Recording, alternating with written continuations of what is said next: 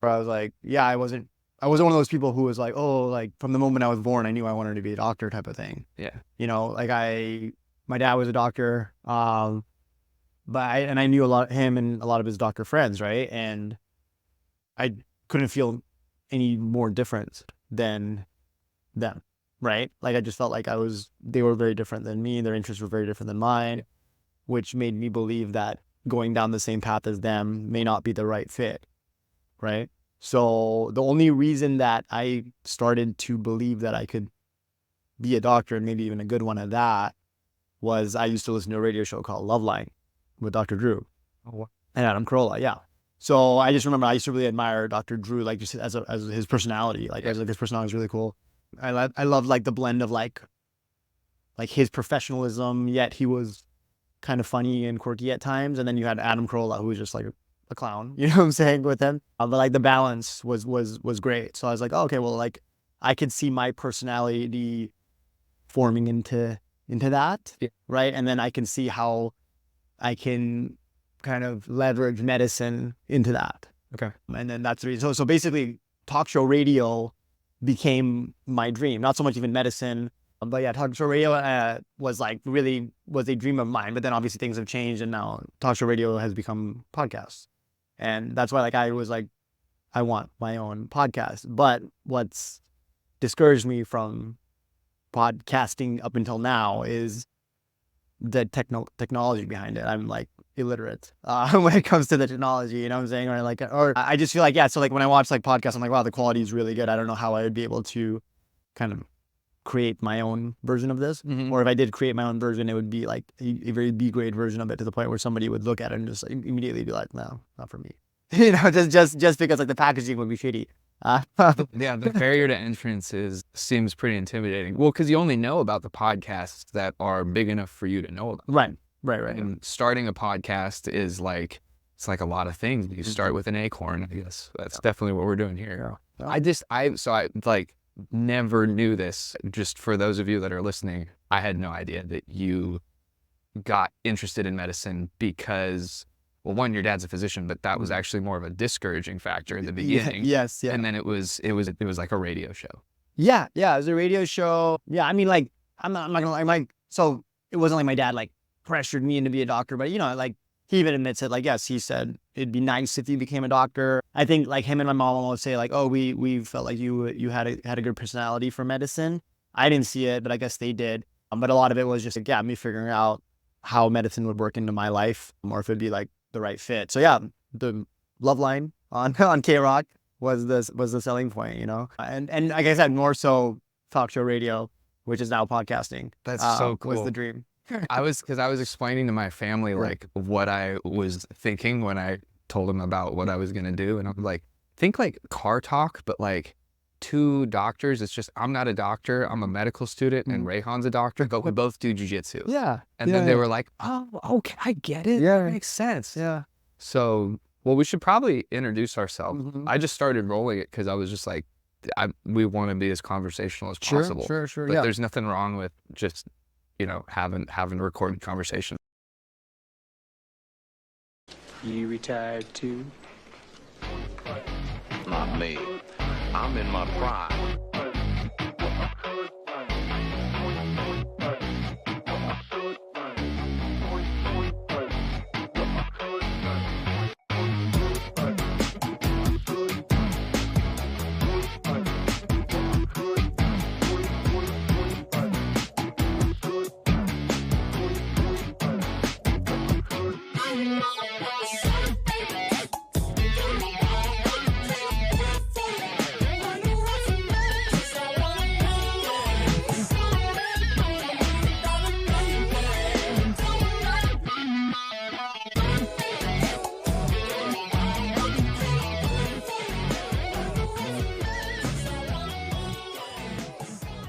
Yeah. So I'd like to first all just introduce you. My name's Scott Griffin, and I'm a first-year medical student at Liberty University, College of Osteopathic Medicine. Go Flames. And Rehan is my co-host and esteemed mentor and training partner when I managed to get out here. He is a Jiu-Jitsu black belt under Ruben Charles Covrinha, and he is also a primary care physician.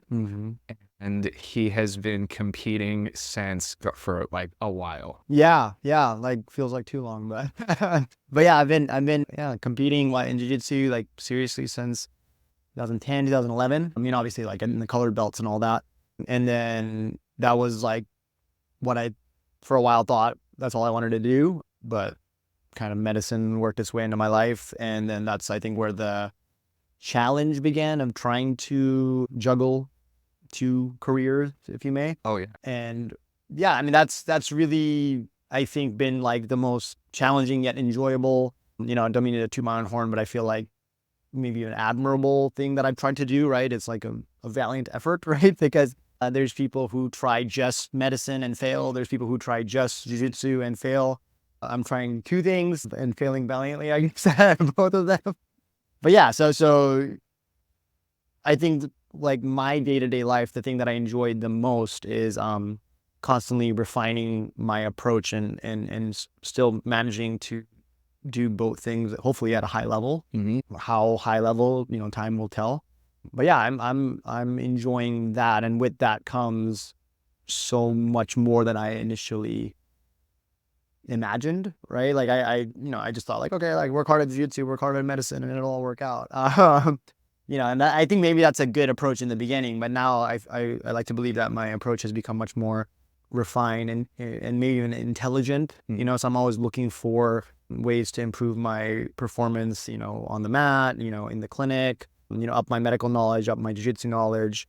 And with that, there's a whole facet of like, taking really good care of yourself, getting really good sleep, following, the best nutrition protocol that you can, taking the best legal supplements you can, doing the right, strength and conditioning, maintaining your body. So yeah, there's been a lot of things I've been exposed to throughout the years. And it's interesting for me, I found as different as they are, there is good amount of crossover. I'm not going to say a ton of crossover, but there's a good amount of crossover in the separate disciplines of medicine and jiu-jitsu. Initially, I looked at it as like a challenge, like, okay, I have to put like, when I'm at clinic or in the hospital, I have to put all my focus in that. And then when I leave, I have to put all that behind and put all my focus in jiu-jitsu. So it really felt like a two-front war or two separate things that I was doing. But now, pleasantly, I've found that, okay, some of the things I'm doing that help me become a better doctor actually help me become a better black belt and vice versa. And that has made it feel a little bit more like digestible, I guess. Yeah. Yeah. Well, that's one of the huge value points that I think people like you have to offer the world, is because most people just look at doing one of those things and think like, holy crap. And you're doing both. Yeah. So, I mean, for people that don't know, it's like jiu-jitsu it definitely takes almost as long for most people to get to where you're at. So Rehan's a black belt in Brazilian Jiu-Jitsu or Jiu-Jitsu. So that right there, that's a decade on average of training. And can you like just back up a little bit? We got like on the front end kind of like your father's a physician, and then you found the radio show, and that was like, you're like, oh, I could do this. Right. Can you explain the jiu-jitsu side of like where that started and like how old you were? And oh yeah. Okay, so let's see. So I mean, I told myself I wouldn't tell my whole life story just because it might be boring. But okay, so like I think one thing that I would like to share is that like my life has gone through many transitions, right? I've done like I'm 37, so in 37 years of life, I'm happy to say that I've worn a lot of different hats. So before I did jiu-jitsu, like I was pretty serious about football, like American football. So I played football in high school, and then I actually got recruited to play football in the Ivy League, and I went to Dartmouth. So I played football at Dartmouth for 4 years. So yeah, like around while I was playing football, and I approached football, I guess, with a similar passion that now I approach jiu-jitsu with. okay. And yes, the passion was to, take it all the way, like playing the NFL and things like that.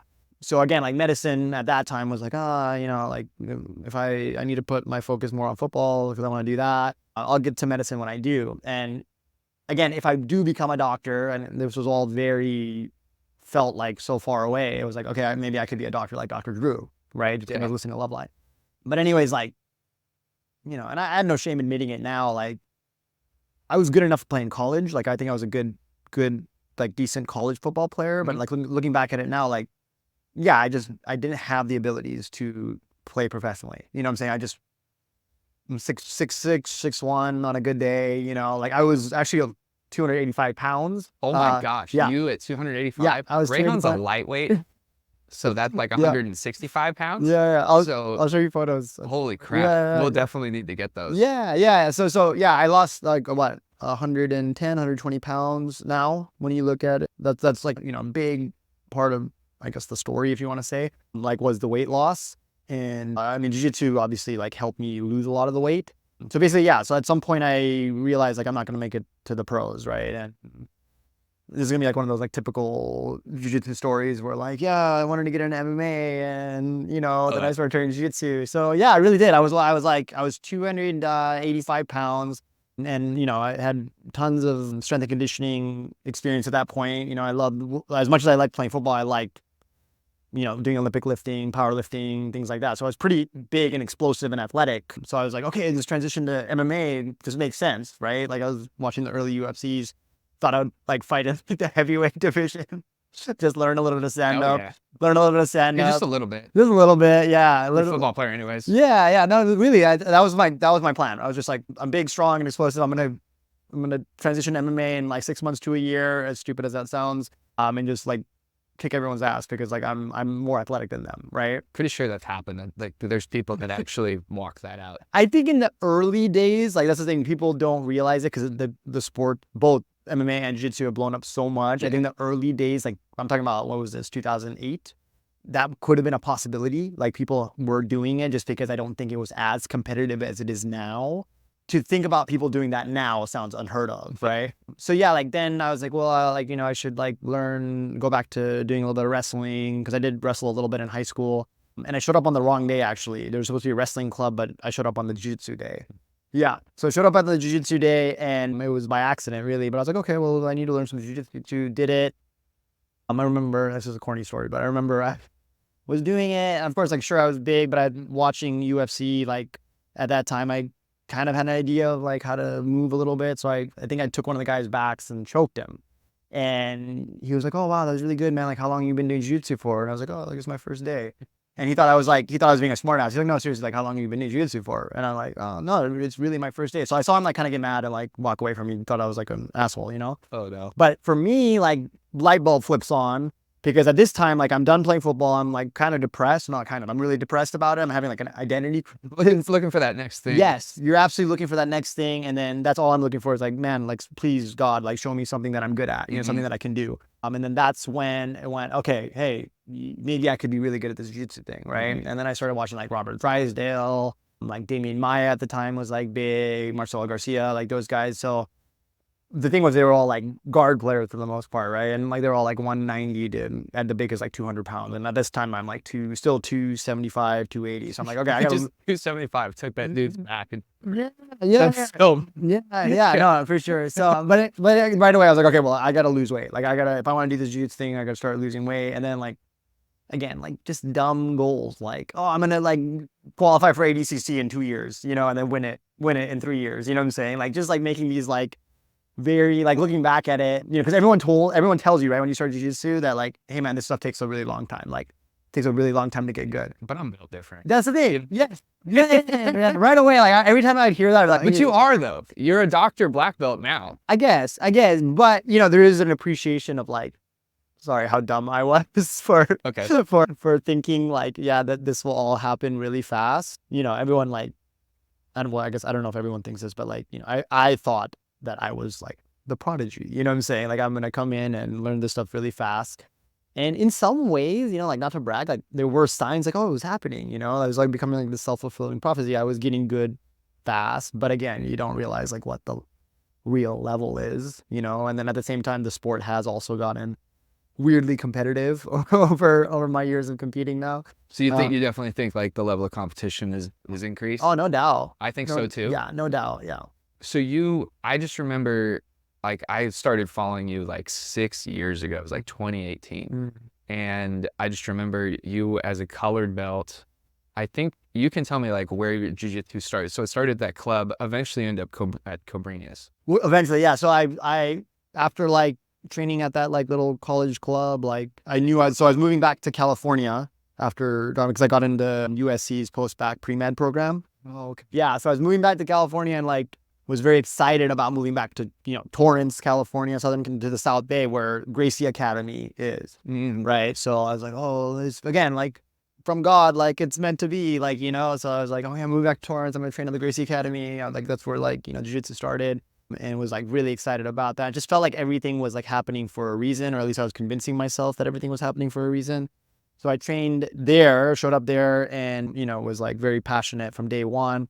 And, I don't want to say anything controversial, but like, I know like there's mixed feelings about the Gracie Academy, like within the jiu-jitsu community. I think some people think it's like the place to train, you'd be silly to train anywhere else. Some people think like, well, no, like they try to like have a monopoly on jiu-jitsu or whatever. But anyways, my experience there was good in the sense that like I got to train with like Henner and Huron Gracie like daily.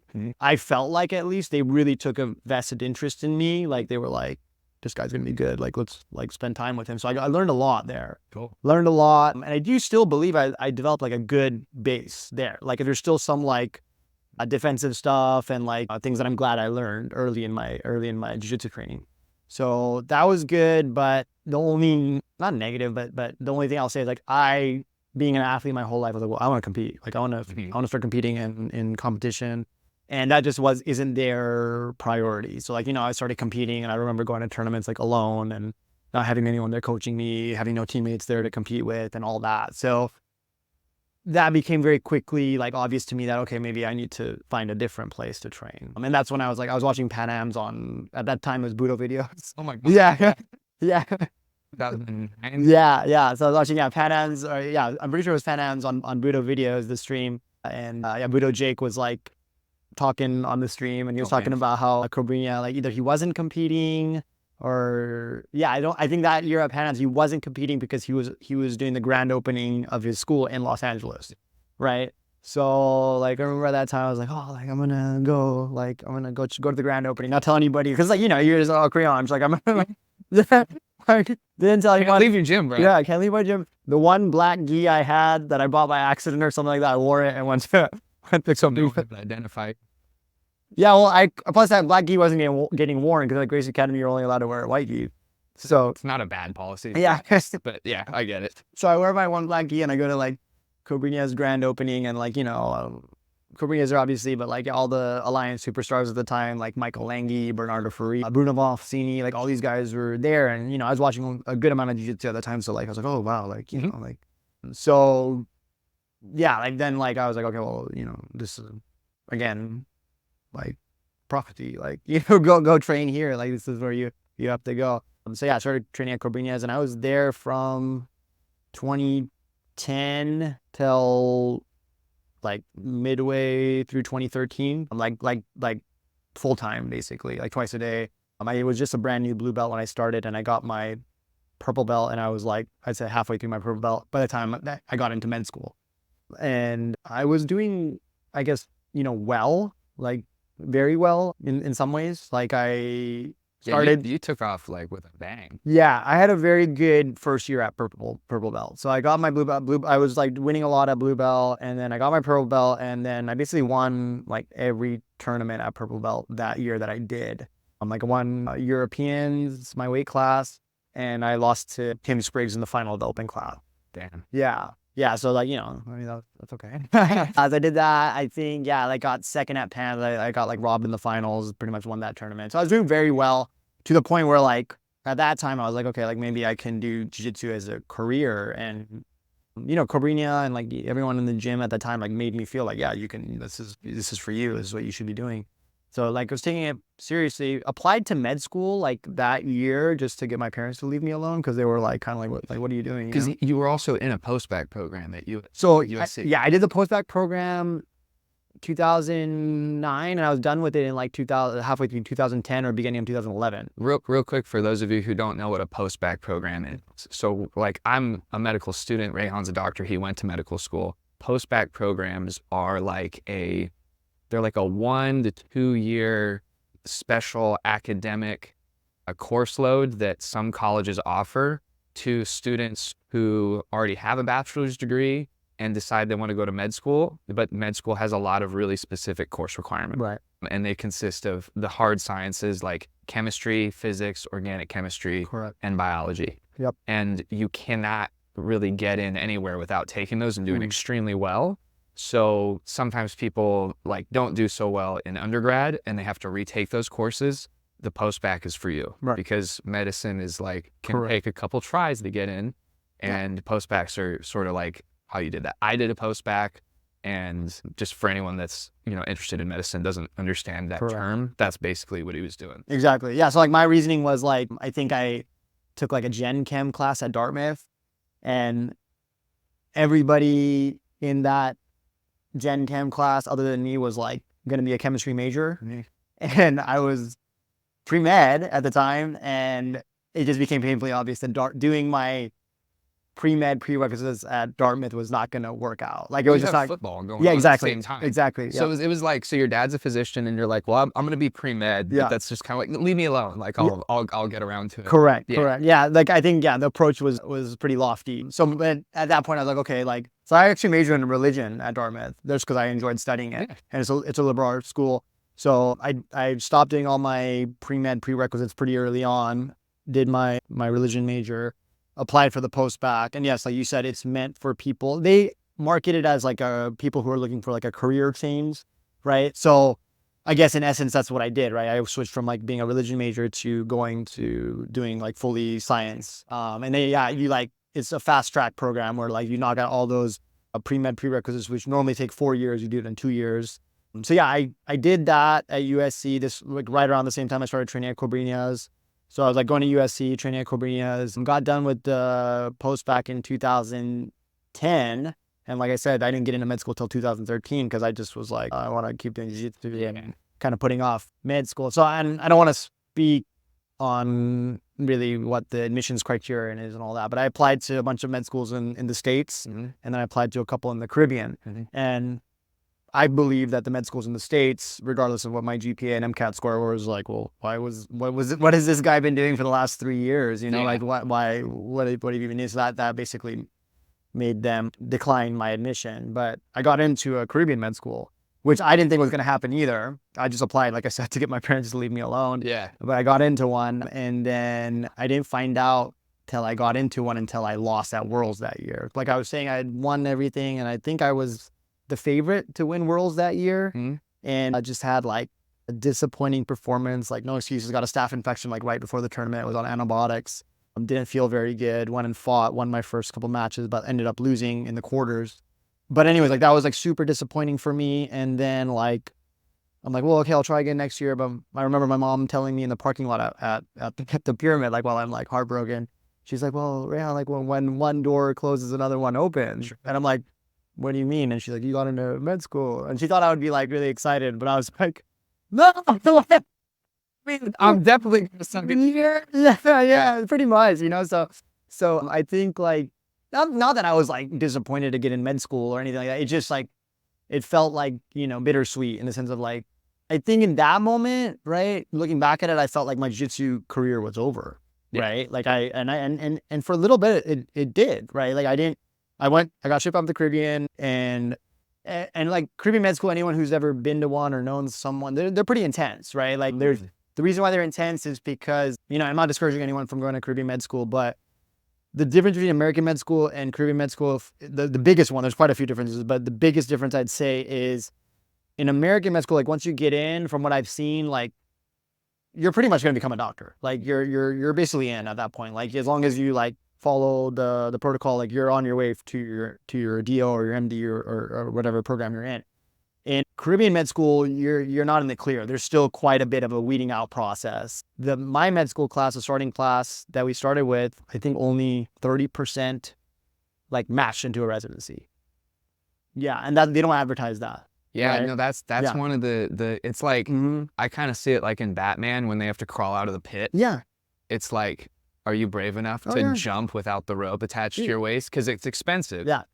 I remember like one of our last final exams of the semester, we're walking out and this one kid whistles the theme of Hunger Games. And it's just, it was so fitting, you know, like, cause like, it really, sorry, like it is a stressful experience. At least it was for me, because even if you're a very good student and all that, you're just watching a lot of your classmates just drop like flies, you know? So yeah, because of that and because of that stress, I was like, okay, well, hey, I can't do jiu-jitsu. You know, I gotta just focus 100% on medicine. Well, where would you do jiu-jitsu in the Caribbean? Yeah, so they had again like little like clubs and things like that you can do. But yeah, nothing that, especially like, sorry, being like spoiled, right? Like I had trained at Cobrinha. Like, you know, I trained even Gracie Academy before then. Like, you know, I trained with like all these like legendary jiu-jitsu people. So like, why would I, you know, train with these like, you know, random people? But anyway, so I did like my basic sciences for 2 years in the Caribbean, and, you know, just was very unhappy. And I really started to like think like, why? And I mean, the obvious answer was like, I wasn't doing jiu-jitsu, right? And like jiu-jitsu was such a big part of my life. And like, I was like, you know, I was only like 26, 27 at that time. So I was like, well, like, why am I like, I can still do it, you know? And at that time I was like, oh, like maybe I could just do it as for fun, as a hobby, you know, like on the side. And so I started training a little bit on the island before I left. There was like some guy who showed up. He was like a Ryan Hall blue belt. So he showed up, and then like I found some guys like in St. Bart, like the island bordering where I was in St. Martin. They were like these like really nice eccentric French guys who had like a ton of money, and they lived on St. Bart, so they would like pay for my ferry ride over to come teach them jiu-jitsu. Yeah, it was super cool, man. It was like really cool. Like I was just, yeah, so it was cool. And again, like I just started it to be like, okay, like I'll slowly get back into jiu-jitsu again. And just, but you had something. Yeah, I had something for sure. But you know, like, I think that's just my personality. Like if I liked something, and then it builds into, oh, like maybe I could start competing again. Maybe I could start, you know. You're also 100% or not. Yeah. And I that's good and bad. You know, I like my wife, I think, struggles with that the most. But yeah, that's the thing. So I started it and kind of convinced myself I'd just do it as for fun and as a hobby. But then, you know, I got bit by the bug again, and I moved back actually after I got done with the Caribbean. I actually rented a room right next to Cobrinha's academy. I was in a house right next to Cobrinha's academy. So I rented a room. I would study for my step 1, my board exams. So, and then I would train. So basically what I do, I wake up in the morning, I train with Cobrinha from like whatever, 8 a.m. till 3 p.m. I would go home, eat lunch, and then I would sit from 3:30 or 4 o'clock till 10 p.m. and study for my step 1. That's a solid day right there. Bro, honestly, if I look back at it, probably like probably some of the best times of my life. Probably the best, maybe like the best 6 months of my life, I'd say. Yeah. I mean, like there's obviously other times in my life that were great, but like I just really enjoyed such a regimented life. And I really felt like I was improving. Like I was getting better. I came back to jiu-jitsu and I came back in December and I got 3rd at PANS that year. Okay. And that was purple belt? That was still purple belt. Okay. Yeah. But like, you know, I don't know. I felt good about it in the sense that like I took 2 years off. Yeah. Yeah. Like had to get back in shape. And yeah, 3 months later I get 3rd at PANS, you know, and yeah. So it was like, I remember it was a fairly competitive bracket. So that was like really cool. And I mean, the best part about it was like, I remember just training with Cobrinha like every day and getting that like fire back to train and compete and all that.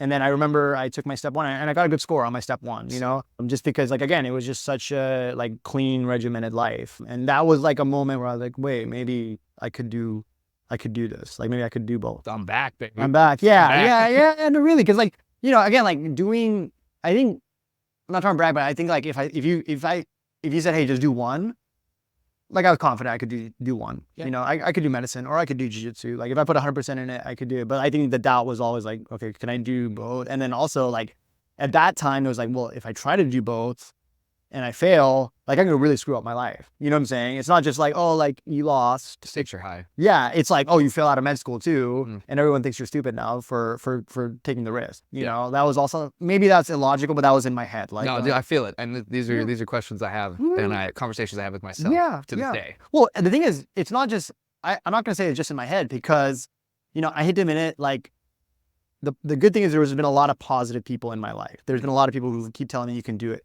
But unfortunately, there's been a lot of people who told me that I can't. And there's a lot of people that really been like, you're making a mistake. Like, you shouldn't do this. Like, this is not good. Like, you're going to screw yourself up. You're going to, you're going to make a, you're going to regret this kind of thing. Right.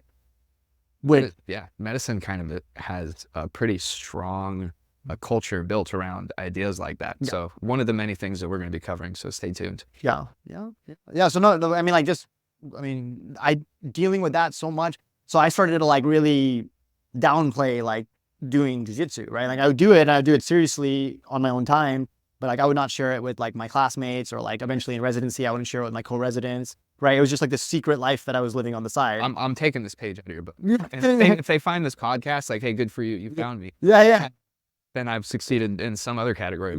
But yeah, like Fight Club. Don't talk about it for sure. I mean, like, I've actually now, like, fast forward however many years, I actually deactivated my Instagram for various reasons. But one of the main reasons I did is because, like, even now as like an attending physician, when you can say, well, you don't need to answer to anyone, I had like patients like on like who were on my Instagram being like, oh, I saw you went here. I saw you did this tournament. I saw, you know what I'm saying? And then you could tell to some level that like people are questioning how serious you are about, your patients and medical care. If you're off doing this thing, you're in Orlando competing in the Pan Ams when you should be here seeing your patients, Yeah. So at some point, because I had just struggled with that for so many years, I was like, dude, like, I'm not sharing this with anybody anymore.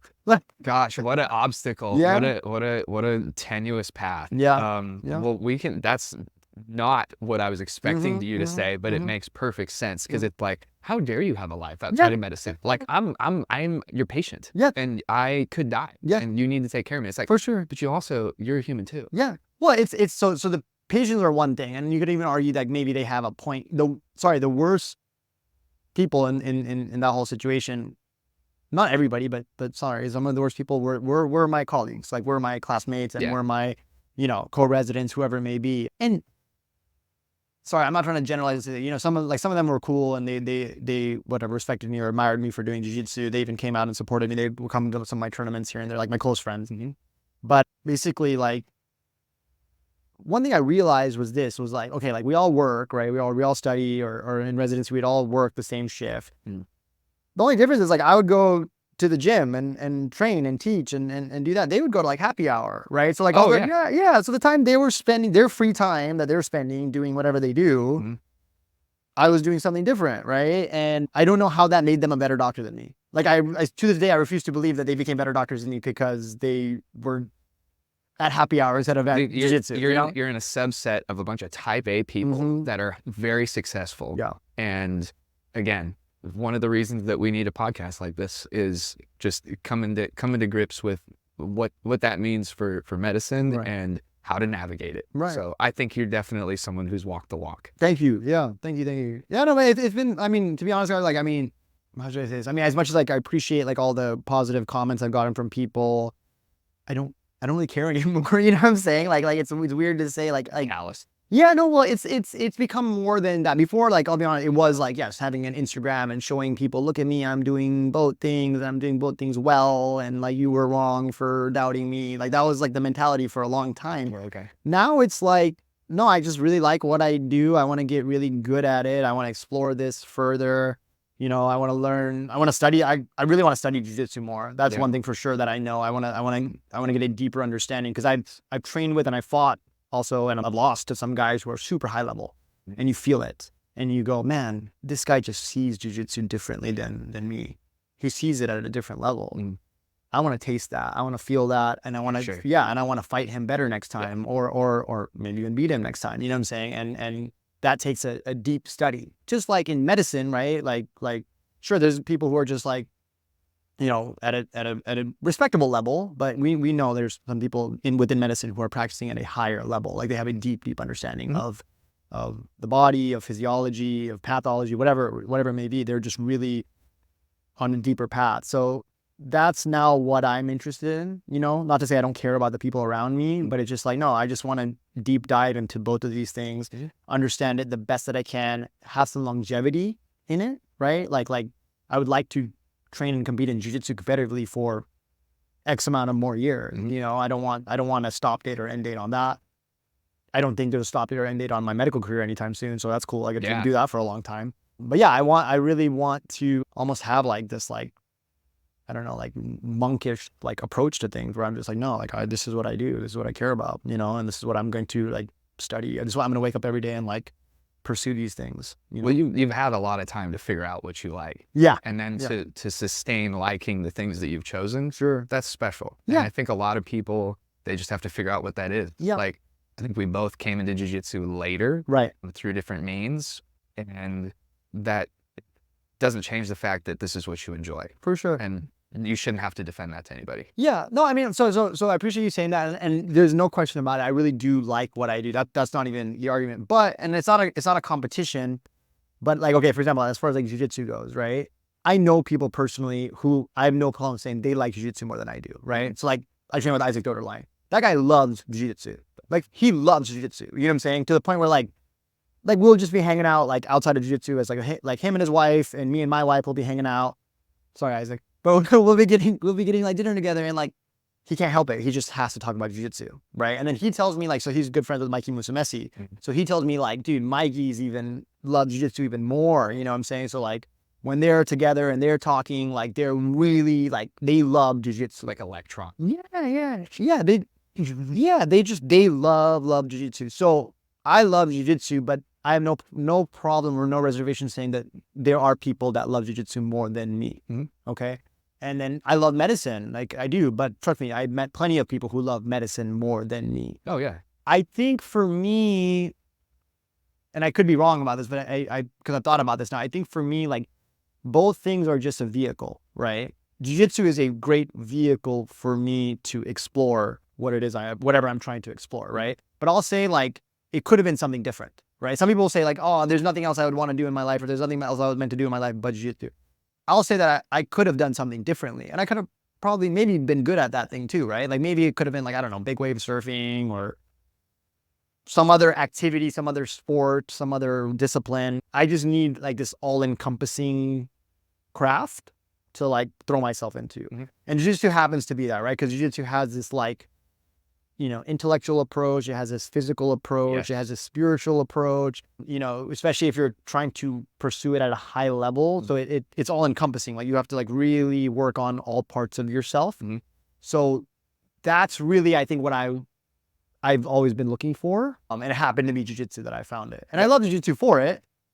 But again, like sometimes I enjoy like, sure, I enjoy jiu-jitsu, but sometimes I enjoy, you know, strength and conditioning. I sometimes enjoy like doing mobility work just as much as I do training jiu-jitsu. You know what I'm saying? Yes, it leads to better jiu-jitsu. It leads to, you know, better understanding. But I think like it's not just like collar sleeve or, you know, you know, like of course, like I love studying jiu-jitsu, but I also like to study all the other things that come with it, you know, and then that ties into medicine. So I know this is true for me. Maybe this resonates with you, but it's like medicine is an expression of my love for jiu-jitsu, but it's also true like the other way, which is like jiu-jitsu is an expression of my love for medicine. And that's why like I chose to pursue grappling and not MMA, which is MMA is actually where it started. Sure. And then I was like, I took some injuries and I realized, oh, this brain damage stuff doesn't have a solution. Yeah. And if I am going to pursue medicine, I'm going to be responsible for thinking very clearly. Yeah. So jiu-jitsu it was. Yep. No. But I just want to circle back to, so you were in the Caribbean for 2 years. Right. You did like what's called the didactic portion, right? Yeah. Which is, so for those of you that don't know, it's usually med school is broken up like 2 years of lectures and like attending classes and learning some skills in like the practice clinics. And then you do 2 years of rotations where you go and apply what you learn some more, and you take board exams.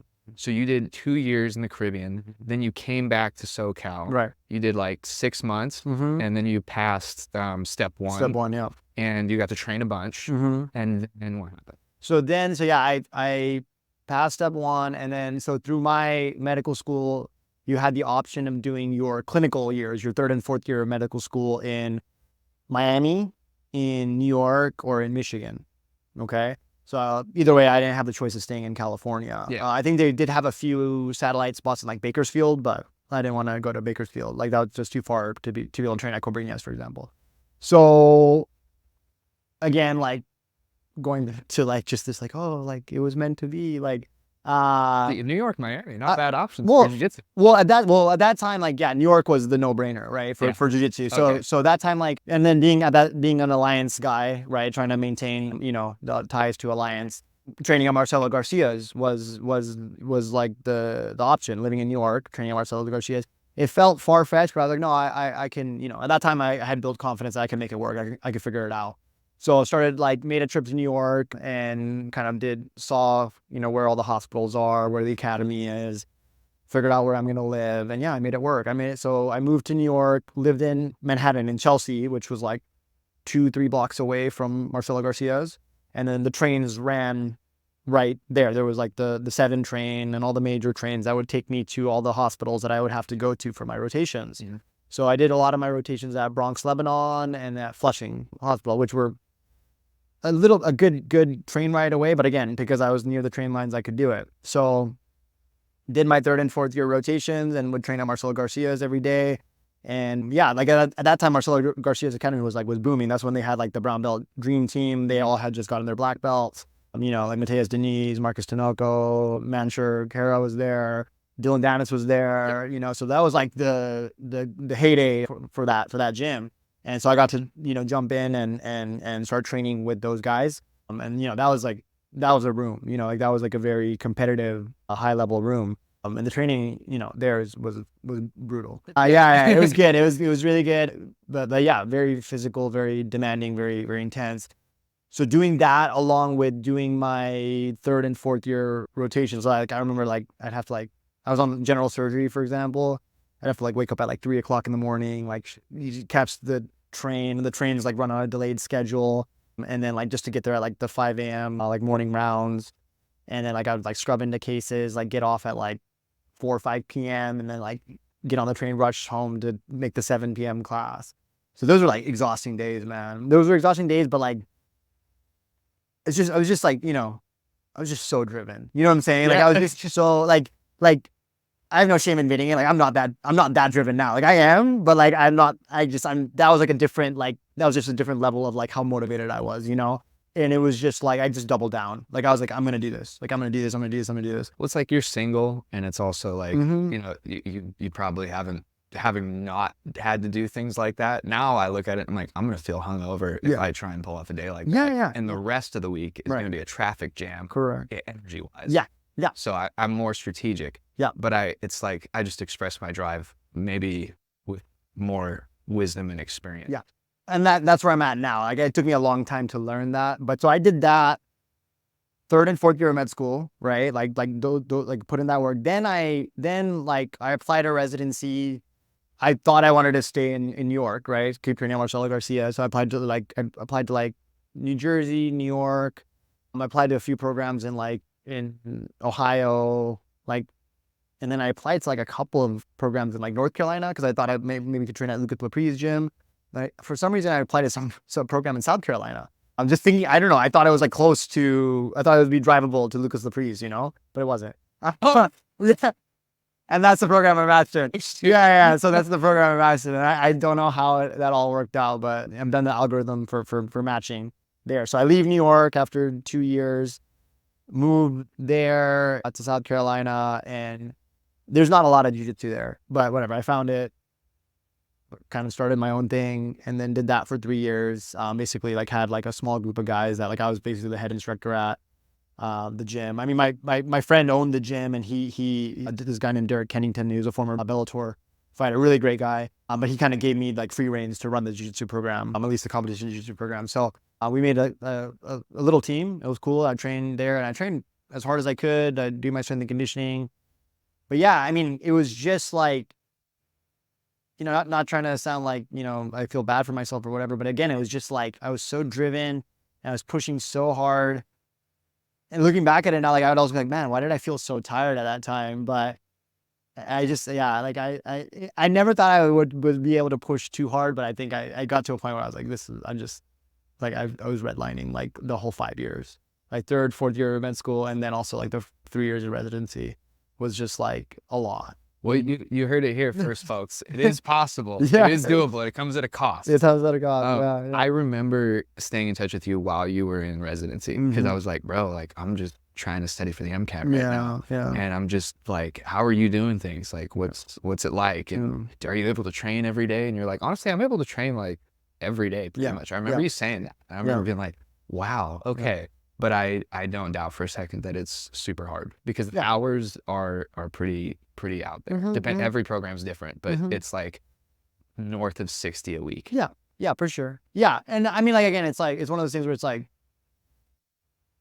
there are hours in the day, right? But those are like the hours in the day that people usually want to relax or, you know, take naps or watch TV or whatever, spend time with their girlfriend, whatever it may be. And there's nothing wrong with that. But I'm just saying, like, I would take those hours, whatever little bit of hours, and I would put those towards training. Yeah.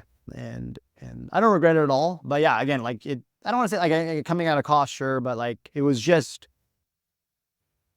you know, looking back at it, maybe could have had a little bit more of an intelligent approach to it. But at that time, again, it was just like, I felt like I was fighting for my dream, you know, and like that, I was approaching it with that. I was approaching it with like, I'm not tired. I'm not weak. I'm like, Pahada, let's go. Like, you know what I'm saying? Like, yeah.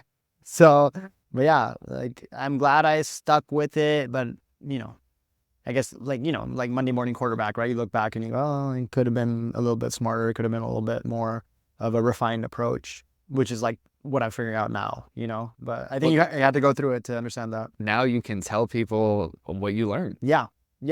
So I'm super blessed to have that around. For sure. And that was one of the things that we talked about. Like what we're doing here today was just, it was a conversation about a tournament that we both went to. I did like the no gi part of it and you did the gi part of it. And then it just like came and you're like, dude, let's start a podcast. Because we were talking about how we wanted to share what we'd learned. And I was really eager to like put on display what I was doing and how I was attacking it. I was like, you know, win, lose, or, you know, draw, I want people to see what I'm doing, or at least I want to document it. I think that's probably the better word to use, right? Because it really has very little to do with other people. I enjoy documenting what I'm doing. Oh, that's good. And even the little bit of documenting that you did throughout, like especially like the residency portion, was, I was like, it's possible. It's possible. Cool. I don't have to stop doing jiu-jitsu. I'm happy to hear that. Thank you. Yeah. There were definitely lots of like starts and stops with just like applying to med school and getting through that whole process for me. But knowing, I was like, I'm not going to have to just quit doing jiu-jitsu. Like I have years of life left in me. Sure. I'm not going to just throw them away sitting at my desk. Good. Yeah. No, I think, you know, and that was like, I mean, you know, I guess when I was documenting it, like that was my hope that there would be somebody out there that took that away from the documentation, I guess. Yeah. But yeah, I think like the thing I've learned from it, and I think it sounds like you're learning from it too, is like both these endeavors, right? And I respect there's probably plenty of other endeavors or disciplines out there that require the same, but like going back to what I was saying earlier, like way back when I was like, when I started jiu-jitsu, I was like, yeah, I'm going to be like this good in 3 years, right? I'm going to be like, you know, I'm going to be an ADCC in 3 years.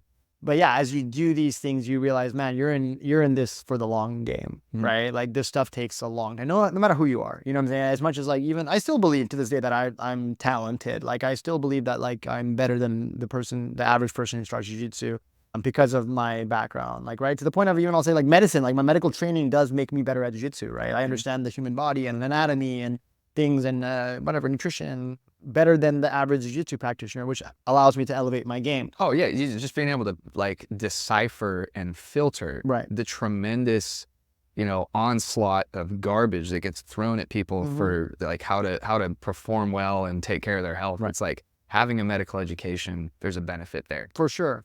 So I do believe, like, you know, call it talent or even just call it good fortune, right? I think like for whatever reason, like I have a better opportunity or a better chance of succeeding in jiu-jitsu than the average person. Given that, even for me, it has taken a long time to develop the skills necessary to compete at the black belt level, right? Okay.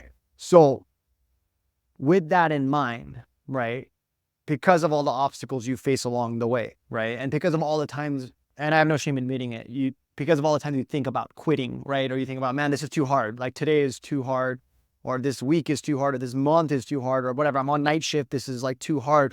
But at some point you realize, hey, those like hard moments are temporary, right? Like you said, like your life is not over, right? Like it's just like, hey, you got to figure it out. It's like a puzzle, right? So quitting at some point just feels like, wow, like what a waste, right? I mean, it's just about constantly refining and figuring out this puzzle, right? And constantly finding ways to keep improving. And then, the hope is that one day, like your level is very high because of all the daily steps you've taken, right? All the little steps you've taken along the way to improve. And as long as you're not, getting discouraged to the point where you're quitting, the hope is that, yeah, one day your level is really going to be that high where no matter what, like everyone sees that, wow, this is a very, very high level, sure, jiu-jitsu practitioner or a doctor or whatever. And it's just because you have really just put in the work, right? Without burning yourself out. Yeah.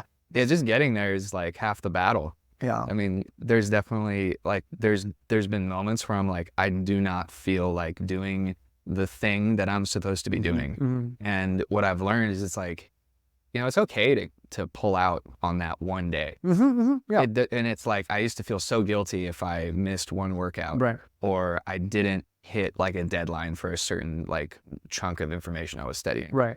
And I realized like, just aiming for it Right.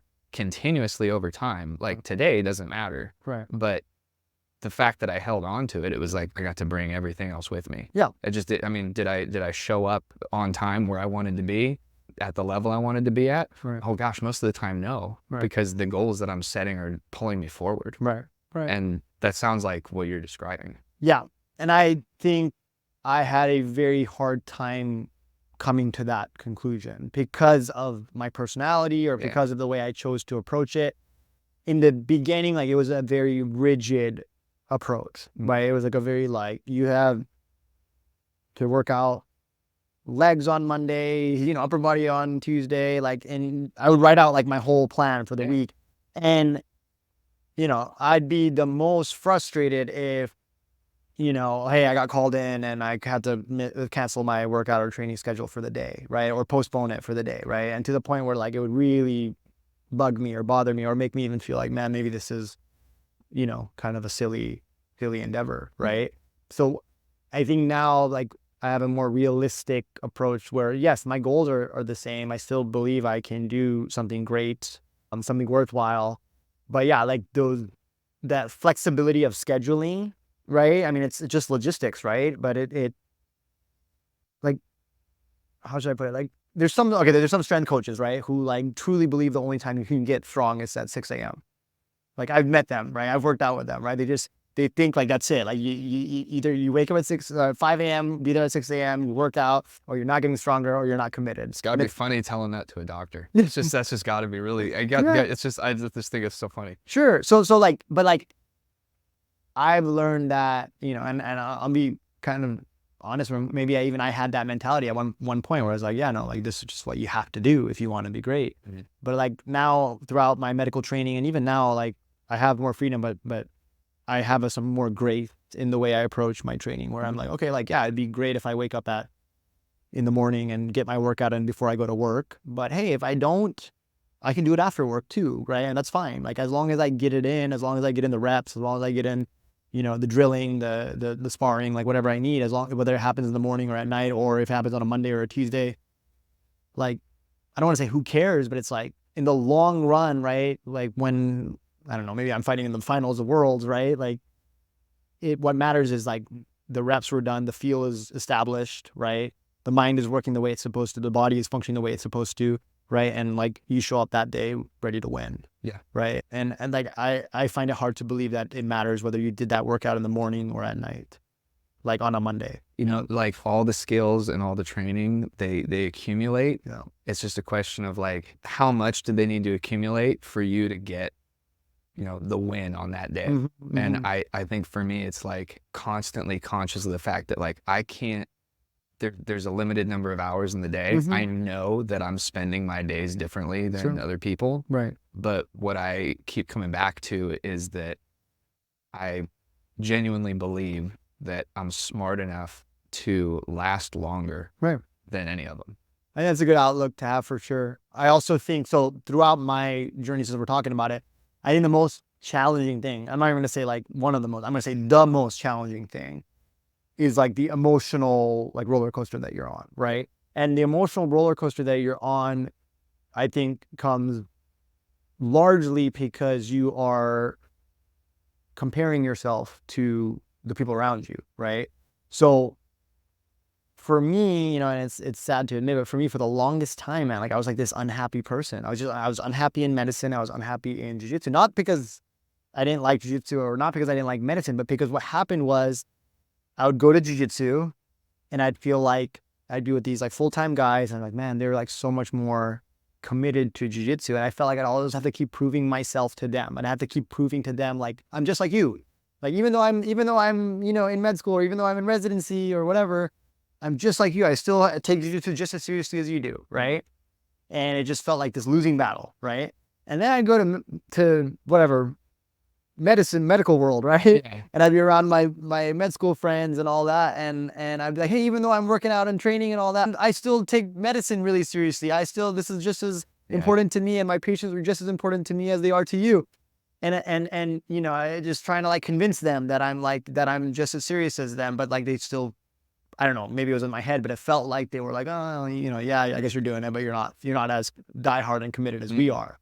So I was just living in this like state of like feeling inadequate. Just being beat up on both fronts. Yeah, like losing both battles, right? And just like being inadequate in both worlds, right? Like just not being like respected by my colleagues in both worlds. And like it sort of still happens to me, like, right, I'll go to jiu-jitsu and like even like my close friends sometimes will tell me, yeah, man, but like, you know, I mean, it's cool that you're doing this and like, you know, but like don't have such high expectations. You know what I'm saying? Like, you're not doing this like as a full-time job. You're not doing this to make money. You're not doing this to make a living. So like, why does it matter that much to you? You know what I'm saying? And it just does. But right? the truth is like while you're going through that, you're not quitting and you're getting better. And now you're looking back on it like, well, that sucked. Yeah. And now I'm here. Right. Exactly. So that's where I'm at now. And I'm very glad that I'm there. I'm where I'm at now. However, I just wish that like, since we're talking about like, you know, what I learned and my approach and all that, I wish I didn't have that constant like comparison to others around me. And I wondered, so sometimes I wonder if I did I have to do it like that? Again, like my personality, I'm a competitive person. So I'm naturally going to compare myself to the people around me. Oh, there's the alarm for my. Oh, okay. Well, we can take a break right there. Yeah. And we'll pick up where we left off. Please. Great. I think there was like a lot of attention, I'd say, or at least I felt like there was a lot of attention being given to like me and what I was doing outside of residency. I think people right away were like, oh, something's wrong here. I think a lot of it wasn't necessarily my work quality. I think it was like the social aspects of it. There was like a lot of post-work activities and meetings, and not meetings, like social events. And I would always, they were optional, but or at least I was told they were optional. So I would a lot of times not go to them because I would rather spend that time training. And people were taking that as, oh, I'm not taking residency seriously. And then I think there was some concern about, okay, hey, this guy's one of the bad ones type of thing. Like I felt that. And I felt like I was being not picked on. Like I felt like a lot of attention was being drawn towards that and me. And then as a result, I was being tested, right? Like they would give me like the harder work or the harder cases, or the harder shifts, whatever it may be. Fortunately, for the same reason of like, it's a small place, that also gave me the opportunity to prove myself a bunch and show them that, hey, that's not the case here. Like I'm just as committed to medicine, and this is like, I'm serious about being a doctor. But yeah, I had to take that on as a challenge because like when you walk in and for whatever reason, if you're not making a good first impression, undoing that bad impression is tough. And so I feel like it took a whole year. My first year of residency was tough for me for that reason, because I really felt like I was under a microscope.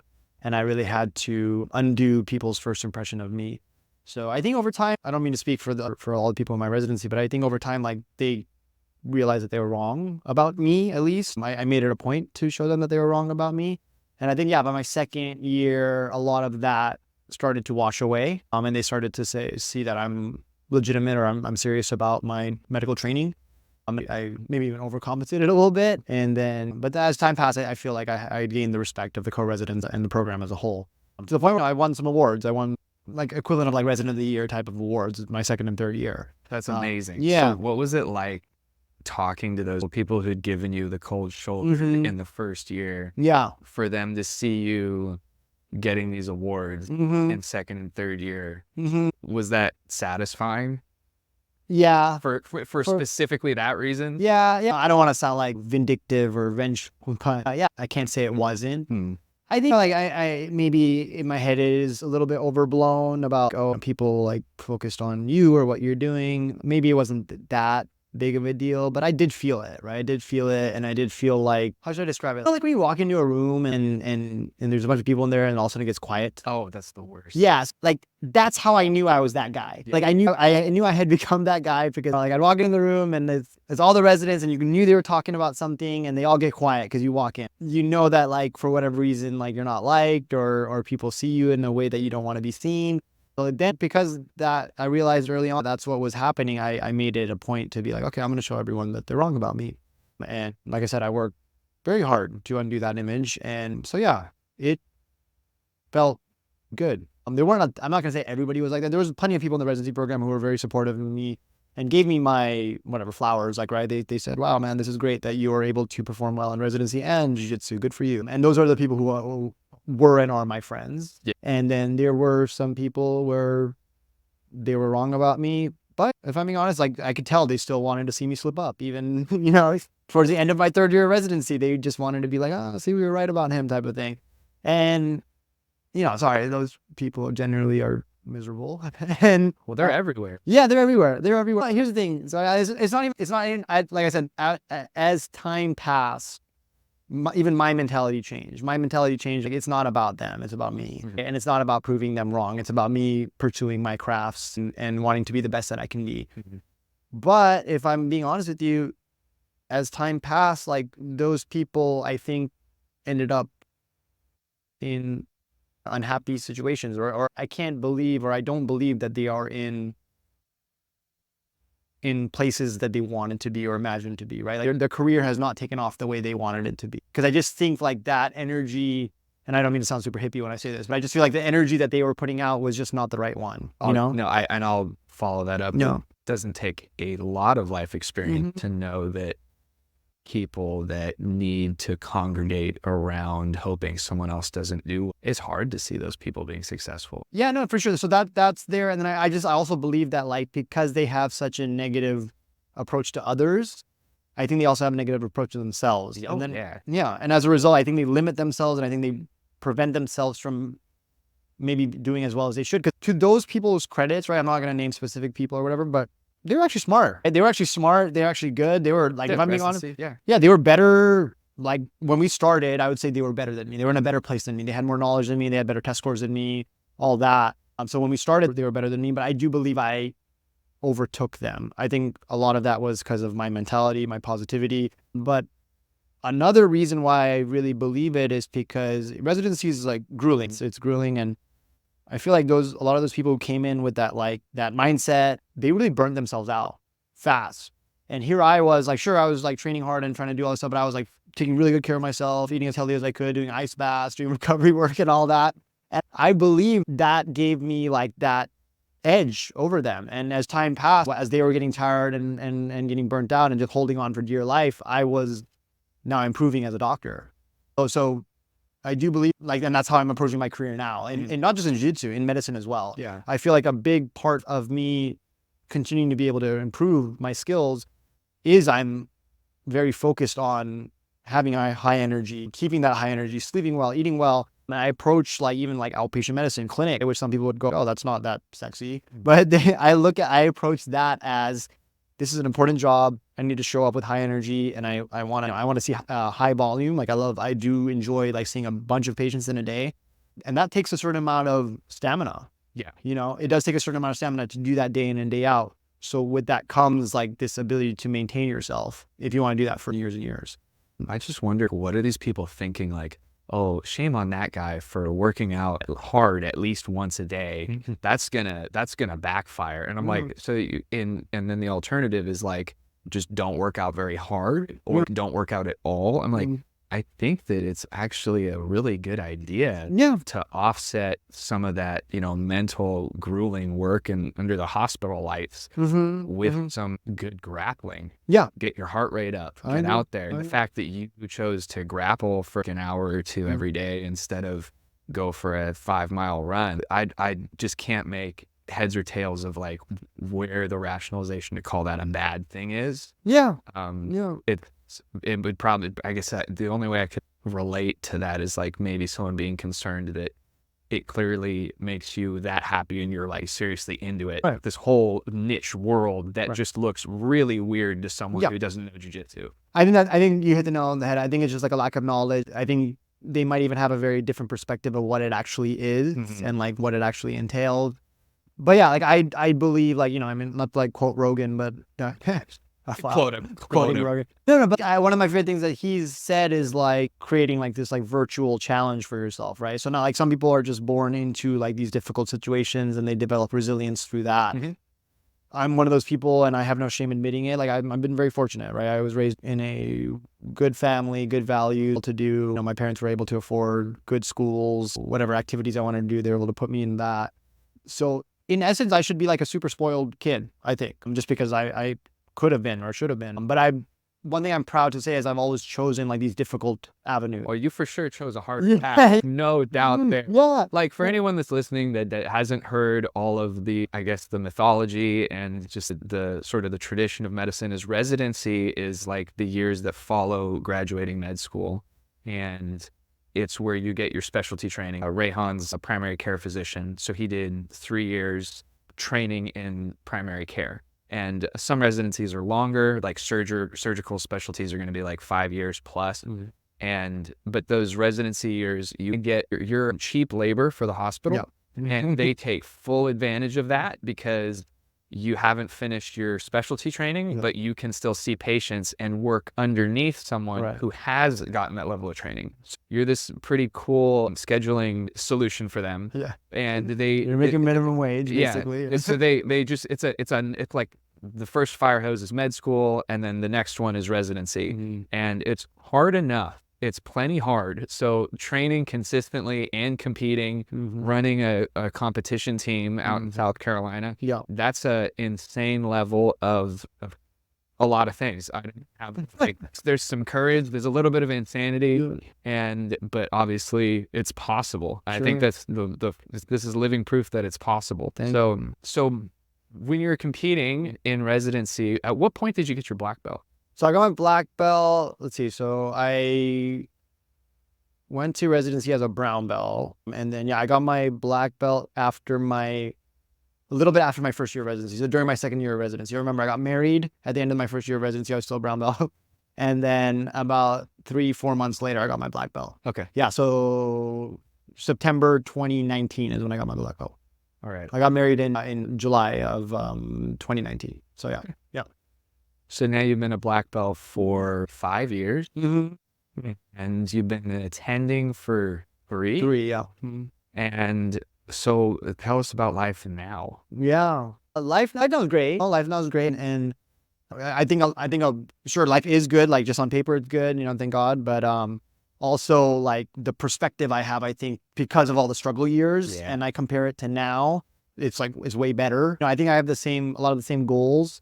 And I still love training hard or training regularly. And I still have ambitions in medicine too, where I want to push myself. But yeah, I'll be honest, my day-to-day life is nowhere near as stressful as it was before, which is cool. Like things are like running on their own. The clinic is run very well now, I'd say. You know, my wife has taken an active role in that.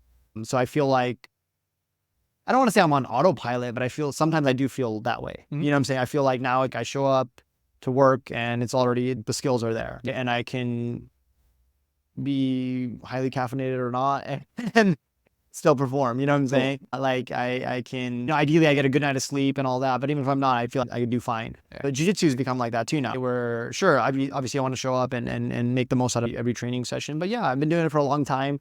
I think there's like a base layer or a foundational layer of I'll always be good at this, I think, or good enough at it. But then, now we're talking about like fine tuning and refinement to beat the best guys in the world. Now that's going to take an extra gear, or that's going to take an extra level of understanding. But yeah, I think the work that I've put in for the years before all this, I think the results show. I'd like to say, or like to believe at least. I know there's people better than me out there still, but I'm overall happy with the level I've been able to reach because of all the struggle years. It's so interesting because you're at this point where you've stepped off as an attending physician, like you finished your residency and you're a black belt. And in medicine and jiu-jitsu both have this interesting thing where it's like for the first 10 years, you're just building your foundation. Oh, yeah. Then your career actually started. Jiu-jitsu is a little bit different now. Like you see people in like the colored belts that are just like winning ADCC trials and there's all kinds of outliers.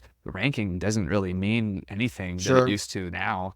But it's still, in my mind, it's like you get your black belt and it's a new beginning. Yeah. And that seems to be consistent across the board. That's, that's a whole other subject. But yeah, no, it's, so I got my black belt in September 2019. I think I did the Atlanta Open 3 weeks later, 4 weeks later. That was my first tournament at black belt and I won. Yeah, so I won my debut at black belt. And then I won like the next 2 out of 3 tournaments. So I won like my first 3 out of 4 tournaments at black belt. And at that moment, like, you're just on this high of like, man, like, I'm going to be the amazing. Like, I'm winning right away. Like, I was told this was going to take a long time. I must be special. Yeah. But again, I think that's like a false, now I know that was like a false reading. Then like, that was like pre-pandemic. Yeah, that was pre-pandemic. Like people were like, there was so many opens and not all the best guys were showing up.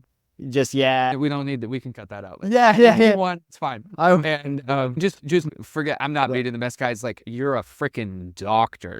You're competing in the adult division at black belt in Brazilian Jiu-Jitsu in the IBJJF. Yeah. That I don't care who's in the bracket. Really, like that right there. Thank you. Yeah. That's a massive accomplishment. Thank you. So I am currently a brown belt at the time of this interview. And so I'm looking at black belt. I'm like, dude, I hope I can just come out guns blazing and win a couple tournaments like right out the gate. You will, yeah. That'd be awesome. Yeah. But dude, that's just tremendous. So then over on the East Coast, and then the pandemic happened. Now you are training out of and with who? So I'm training there's a gym called the Next Element Academy. My friend Derek Kennington, who's a former MMA fighter with Bellator. Oh yeah. So he opened up the gym and I remember like he had messaged me just saying, hey, like please come by, you're more than welcome to. I went and trained with him and I was a brown belt at the time and he was a black belt and trained with him and sorry Derek, I love you, but I tapped him like a couple of times and all that. And I thought he was going to not like that or whatever, but he was super humble about it. And he was like, man, please come whenever.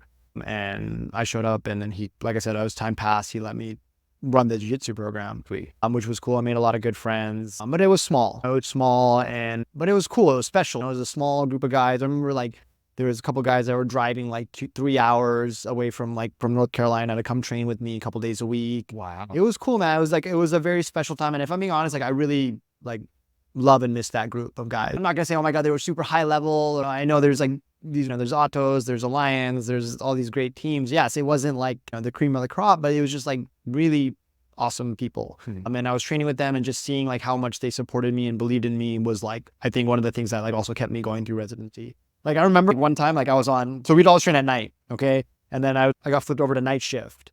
And then like, I was like, okay guys, like I'm on night shift for like the next 2 months. And they're like, okay, well, when do you want to train? And I was like, can we move it to the morning? And they were like, yeah. Wow. And they all, instead of training at 7 p.m., they all were down to train at 8 a.m.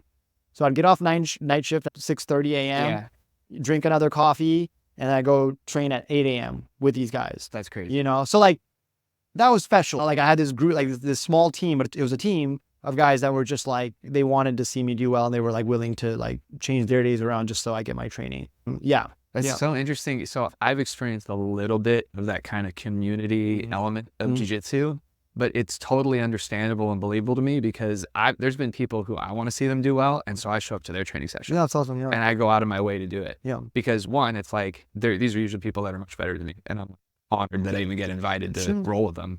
But it's so cool to hear that the community backed you for sure. Be like, I just think that's awesome. And it's something to keep in mind. I think it's something that's real. I remember hearing on some other podcast, this was just like, I think it was the Modern Wisdom podcast. That guy was talking about a CrossFit coach that got drunk at a wedding, got lost.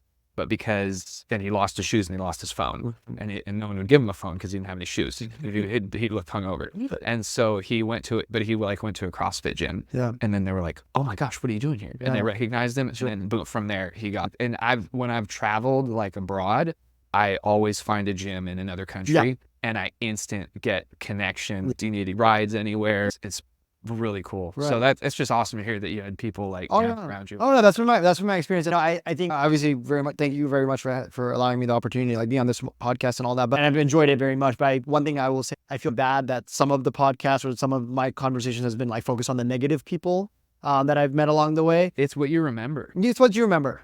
But that being said, as much as I can say, sure, I've come across some negative people who were trying to discourage me. There were twice as many or 3 times as many people that I've come across that supported me and told me I could do it. And like you're saying, like the Jiu-Jitsu community as a whole has been great. Yeah. And like, for example, so like Cobrinha, Gracie Academy, like all that, I've trained there, trained at Marcelo Garcia's.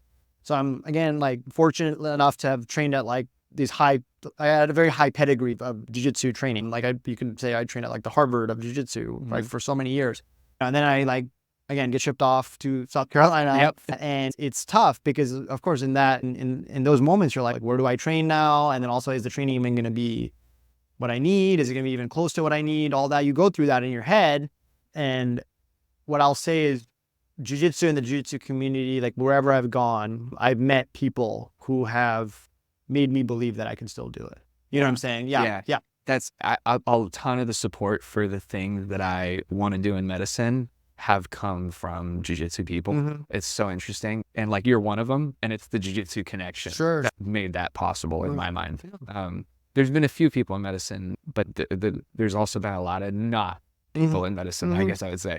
So, but not in Jiu-Jitsu. Actually, I have some people that are like, bro, why are you going to go into like, you're getting good now. Yeah. What the hell? Why are you doing like, oh, he's invested, dude. He got accepted. He spent years on it. Right. It's been funny. Gosh. Yeah, it's perspective, right? I think like it's interesting. You know, people are like very into what they're doing, and that's admirable. But like, I think it's hard for some people to imagine like you having a passion or even the ambitions outside of that one specific thing. And I think that's been the challenge for me. Like I was talking about earlier, how I just lived in this state of inadequacy because like in both disciplines I'd go and I just felt like I didn't fit in, or the people wouldn't allow me to feel like to fit in, you know?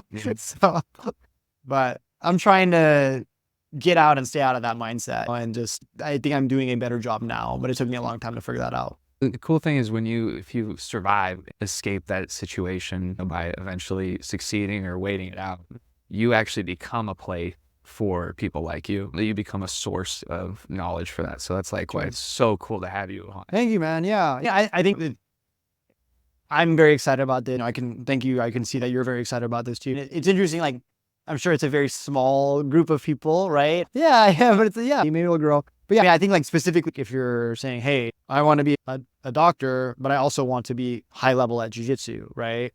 I don't know how many people there are out there like that. I met you, obviously. Yeah.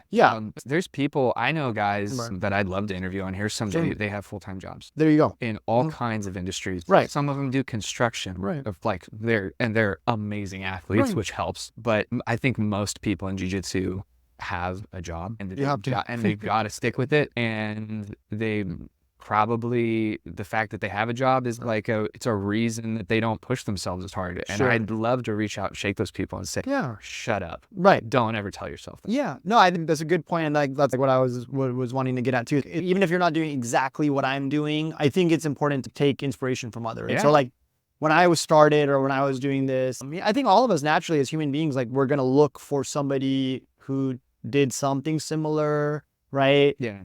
For whatever reason, we see ourselves in them. We go, oh, well, if they did it, then maybe I can too. When I started, I'm not trying to say, oh man, I'm the only one or I'm a pioneer, but yeah, there wasn't a ton of people doing it exactly like this. You're a pioneer.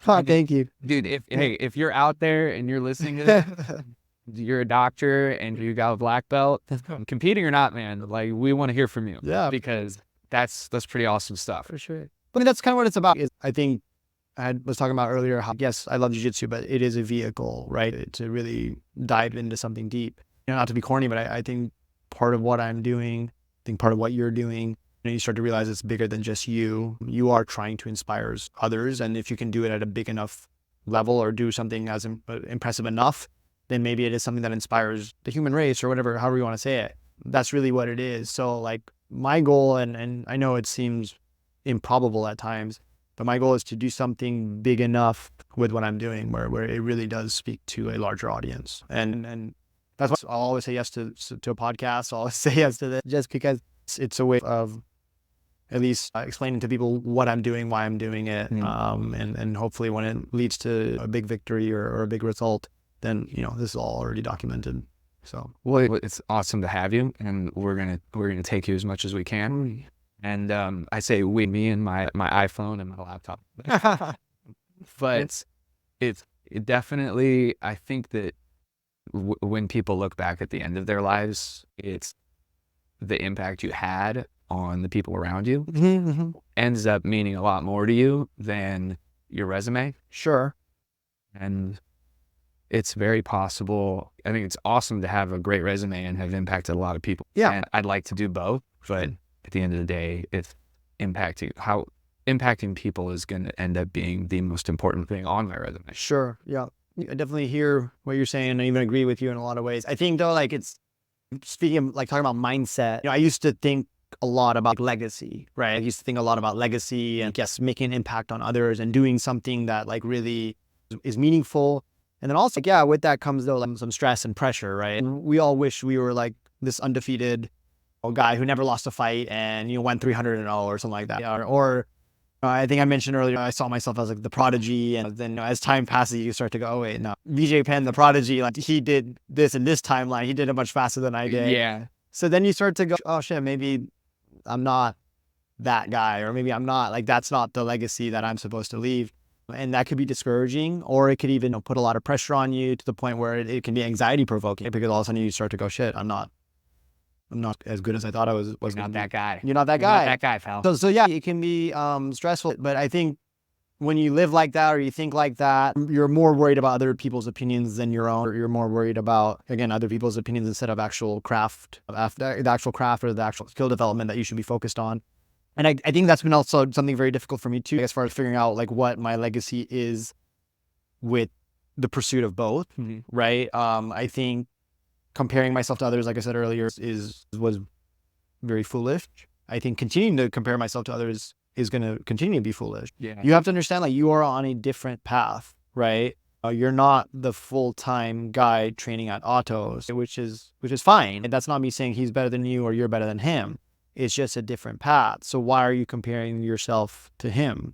I just think as you're going through it, if you focus really on skill development instead of legacy development, right? Now you actually may end up in a really good place. And now you might actually, That's a really good point. Yeah, you might actually end up getting to, forget accomplishments, you might just end up getting to a level, right? Yeah. That's another thing that's changed in my mindset. Like before I was like, oh, like I used to write titles I wanted to win. I want to win American Nationals. I want to win Pan Americans. I want to win Worlds, like these specific tournaments. But I think being around other high level black belts, I've understood that like the thing that like we, like all the other high level black belts respect is level, right? Like we respect level. So even if you win some tournament by chance, like I said, I won the Atlanta Open by chance or whatever. I won it, one Charlotte Open, one Houston Open, won a couple more Opens after that. But I'm still not satisfied with my level. I could have won 5 more Opens, you know what I'm saying? Or whatever. But the level that I'm at, that really matters to me now. I could never win another tournament again, but if I reach that level that I'm proud of, where other black belts, all my small group of colleagues admire and respect, that's worth more. That's worth more. Yeah. That's worth more. And that's, to me personally, that's more meaningful. That's right? honestly, it's how, when I look at like the heroes that I have, or like the athlete that I really admire, it's changed a little bit in Jiu-Jitsu, but a lot of the guys that I'm just like, man, he's just the man. It's people that you don't typically hear about or follow. And I've heard the same thing from like Keenan, his list of people that he like really admires and respects. It's not who you'd think it would be. Okay. It's very interesting to see that. And what's really cool is like you meet some people and you're like, oh, that's it. That's exactly the goal. Sure. Right. Sure. And gosh, but like to throw a name out there, Murillo Santana. Yeah. Love the way he passes. I really don't wear the gi much at all anymore, but I will always watch a Murillo Santana match. Sure. Because his over-under passing and the fact that he can do it at his age on these young studs, it's just, I've seen him beat people that I trained with. And I'm just like, Maybe me. Like, yeah, and you're like, dude, his pressure is just insane. Oh my He's God, like, yeah. he'd get pans. I remember one year he was just like all taped up and just falling apart. Yeah. But he just went out there. And I think he won the semifinal or he won the quarterfinal. And this was like during COVID. But yeah, respect. Yeah. Respect. For sure. And it's also, I hear what you're saying about level and that being more important. You probably, it sounds like you've had a little bit more time to mature in that than I have.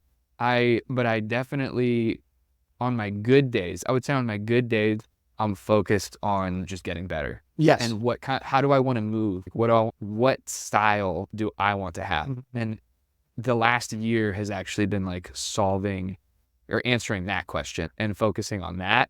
And dude, forget about the titles. Like you have to present yourself. You have to take the risk. You have to show up and you have to fight. But I'm actually investing in a style that I think is gonna make me last the longest and be something that I'm more proud of at the end of the day. Sure. No, I think that's a great approach. Like you said, like I've had time to mature. I think a lot of that's been just like what I've been through. And that's something that you're going to go through very soon.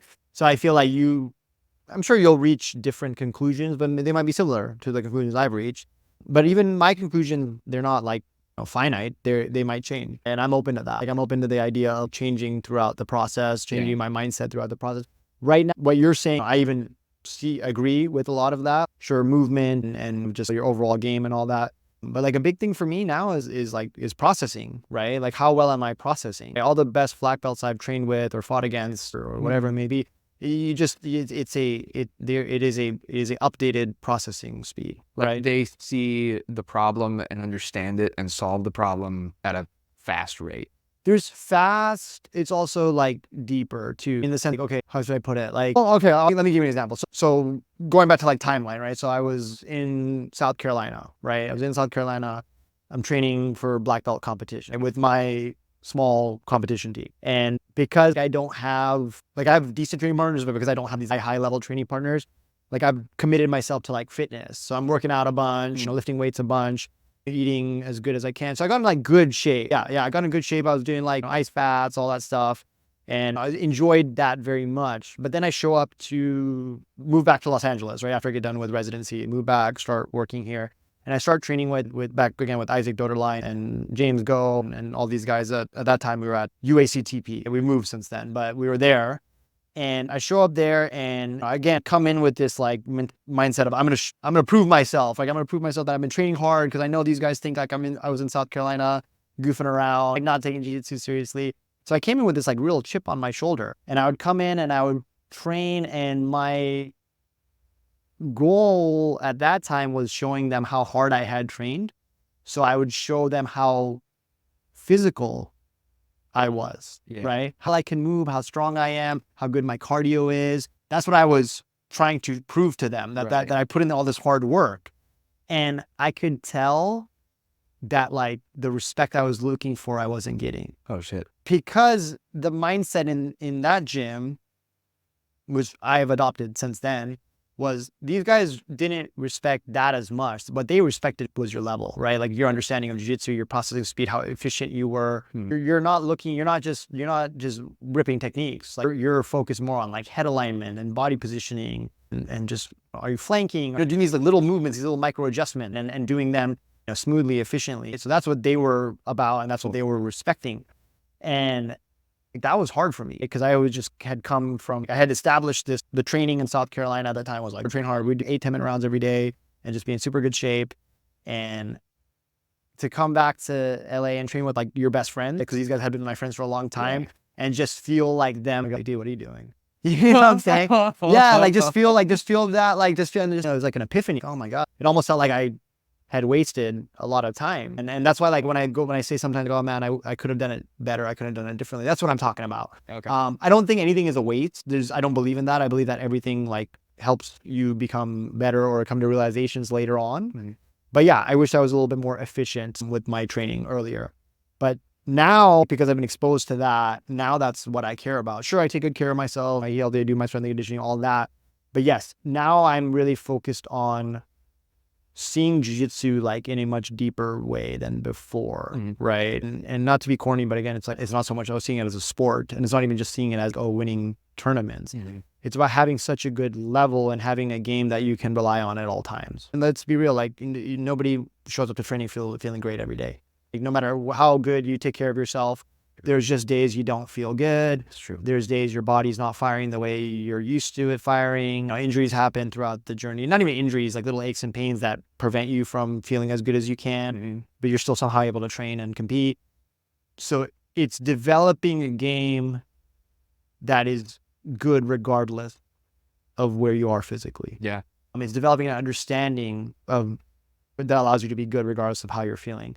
So that's something that I think is lasting, and I think that's something that's worthy of sure respect from your colleagues, but also like forget respect of your colleagues, just that I personally respect. That's something that I personally can look at and go, man, I'm really proud of what I've developed over the years of trial and error, of study, of developing this like super efficient game that is focused on these like little micro adjustments, little, like I said, like just head alignment, body positioning, shoulder positioning, leg positioning, foot positioning, like all these small things that yes can make or break the position, and not being like super, like we use the term tunnel vision, where you're just like super focused on, oh, I want to try omoplata, like I want to try this De La Riva sweep. But yeah, if it's there, go ahead. But if it's not there, like you need to work with what's there. And that's really what, again, sorry not to go on a tangent, but that's like what I'm after, is having this game that works everywhere. Yeah, I think it's really important to make the distinction. It's very hard. Some people can fool themselves. Like, I respect myself,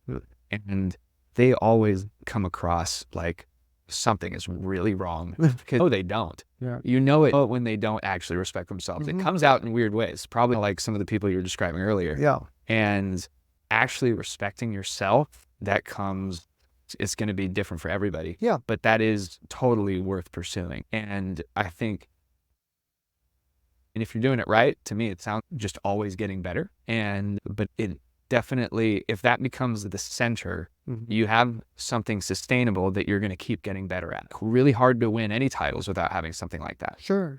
I mean, I think, so fortunately for us in Jiu-Jitsu, I think it's actually something tangible, right? I think it is actually something tangible, because I know we're talking about this kind of this abstract level and all that. But one thing is that in Jiu-Jitsu, the reason I feel like it's tangible is we've all been there. Like you were saying, like, oh, like I would help these people along the way. I was really happy to be able to train with them. I was really grateful to be able to train with them. So yeah, like that's what we want to become. We want to become the guy that people want to train with. Yeah. One thing is, for me, I was never the question guy, right? I call him the question guy, like the guy who just goes up to people and starts asking questions about Jiu-Jitsu, or like interrupts the class and asks a bunch of questions. Yeah. That's a different conversation. This is for a different day. Sorry, that guy sucks, the question guy. But basically, but the limited questions that I would ask, because I wouldn't ask a ton of questions, I would ask people that I really admired and respected. And you know what I'm saying? Like I just looked at their game and would go, man, I hope my game is there one day. And so I want to become that guy. As it's happening, I notice now, not to toot my own horn, but when I talk in the academy, when I show a technique in the academy, when I show a concept in the academy, people listen. Yeah. People are listening. And that wasn't always the case. Yeah. But now they are. And that's how I know, wow, like it's happening. My level is changing. People are noticing my level's changing. Yeah. When I was here just a couple of weeks ago, I remember we were just filming some B-roll, and I just remember someone had a technique question, and then the way you went after it, I just kept filming the whole thing, and I ended up giving it to the guy that asked the question later. Sure. It was super cool. Thank you. And you can tell the culture that you're part of. It's what you just described. I'm like, oh, that's what that was. And not every gym is the same. Not all gyms are like that. And there's going to be good gyms and great gyms that have strengths in different areas. True. That sounds like an awesome strength. It sounds like a great place to put you, because you're definitely going to be, notice it in yourself, you're going to be more cerebral at the end of the day. Sure. And I think it's probably true for both of us. Yeah. So that makes perfect sense. Yeah. And it's really cool to hear how you are thinking about your jiu-jitsu now, as opposed to, because you started, what position did you play when you were a football player? So like I played my junior and senior year as a defensive tackle. Okay. So and you were a big guy. Yeah. And now you're a lightweight. And so here you are. So there's hope for you. If you are feeling like a giant and you want to be more technical and stop Americaning people from side control, or you don't know what that is at all. Nothing wrong with that. You can learn a highly technical skill called Jiu-Jitsu. Right. And there is a tremendous amount of energy and effort that goes into making it technical. Sure. Well, where do we want to go from here? Because it's 4:19. Yeah. I think you got a thing at 4:30. Yeah, no, for sure. Well, no, let me ask you a few questions because you're about to like embark on this path. So I'm just like, I've gotten to know you a little bit now, but it's just like, it's cool for me, it's like very satisfying to see like where you're at. I think you're more definitely like, I have no problem saying this, you're more advanced than I was at the time. Like, you know what I'm saying? When I just got into medical school. So I'm 32. Okay. We also have like different timelines. Yeah. Well, we can start that now, or and then we can just pick it up. Sure. But probably, I have an opinion. I think my opinion is if you have a thing at 4:30, Yeah. we can take a brief break here. Sure. It'll be a brief break, Yeah. listeners, and then you can do your thing. Yeah. I'll eat something. Yeah, you got it. And then we'll pick it up and then we'll wrap it up. Perfect. That sounds great to me. The sound quality hasn't from like the school and all that Yeah. stuff. That has not been an issue. Beautiful. No one has made any weird noises. I feel like Good. everything's getting transcribed. This is amazing, man. Oh, nothing bad. Good. Check 1 2 1 2. We're good. All right, so we're back. Mhm. We're back. Yep. So residency, you're getting beat up on two fronts. Yeah. Within Jiu-Jitsu and within your residency program and your colleagues. Sure. Any trouble with the actual program managers? Did any of like your hobbies and pastimes, life outside trickle upstream? Yeah, it was a small program. Like it was a small residency program. There was like 8 people per class. So 3 classes, 24 people. Yeah. So the small program, like plus in a small community hospital, everybody knew everybody and which was nice, but then also everyone's in everyone's business. So sure, like in the beginning, especially.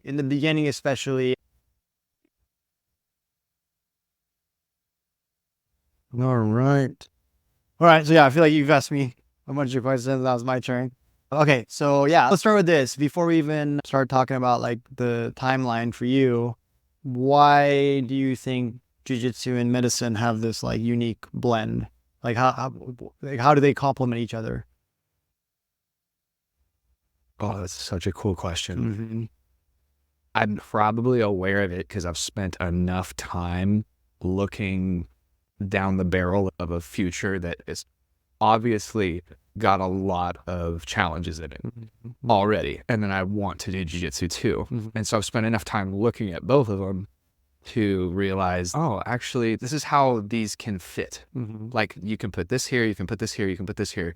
And gosh, the thing that I've learned in trying to do that just to line up getting into medical school is it never goes to plan. Mm-hmm. Never. So you can have a rough idea of like where you want to go because jiu-jitsu is so geographically centric, but less so now because there's so much good jiu-jitsu like everywhere. But in terms of what they have in common, like beyond the fact that you can do them both, they're both these skill sets. They're skill sets. And since I started martial arts when I had a very brief exposure to karate when I was like 5. Okay. And then it's too expensive, so I had to get pulled out of it. And then I ended up playing tennis. Oh, okay. Yeah, and I was pretty big into tennis. And then when I was like 15, 16, started to get like sciatica and had to stop playing tennis. But anyway, so back to the initial question. Martial arts they're a skill set, so is medicine. Mm-hmm. And I didn't know this at first, but I'm very drawn to that hero's journey of developing these skills. Like I've always loved the progression, like any story where it's like someone starts somewhere and they don't know anything and then but they put the time in and they become something. Mm-hmm. And then like becoming an adult and getting older, I was like 26 when I decided I actually really want to pursue medicine. This stuff is absolutely fascinating. I think it was because I was in undergrad and I was on the wrestling team and Oh, really? Yeah, Oh. I blew out my ACL. You wrestled in college? Yeah, I walked onto that team. Still, though. So like full disclaimer, I was not like some stud wrestler in high school. I had 0 high school wrestling experience. Okay. But I had MMA Okay. already. I'd already Okay. been fighting in MMA. I had 1 fight, I would say. And then I was like, just in my hometown, there was a wrestling program up there. So besides medicine and martial arts, they're both skills. You can devote your whole life to them. Mm-hmm.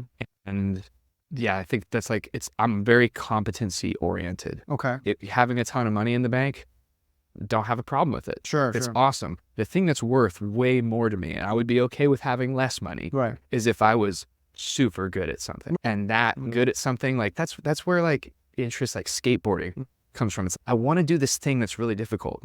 And to me, it's like getting good at jiu-jitsu is I'm just trying to land that damn triple kickflip. And I feel the same way about medicine. The cool thing about medicine is like very structured, and they'll literally take you through the whole thing. Where jiu-jitsu is a lot more, you're going to be teaching yourself, even if you have a great professor. Yeah, I agree with that. Especially past a certain level. Initially, of course, everyone starts in the academy structure and the typical go to class, do the jumping jacks, do all the warm-ups and all that, learn how to shrimp, and then learn the technique. But yeah, after a certain level, it's like a lot of it is self-study, self-discovery. Yeah, so that's interesting. It's actually interesting. You said one thing in your answer. You said things not going to plan, like always, almost always or often not going to plan. Yes. Okay. Synergy. Right. Yeah, so both they have that, but it's interesting. So you've already experienced that. You've already even come to terms with it. But okay, so I think most people, or a lot of people we were talking about earlier, a lot of people quit along the way or change their path along the way.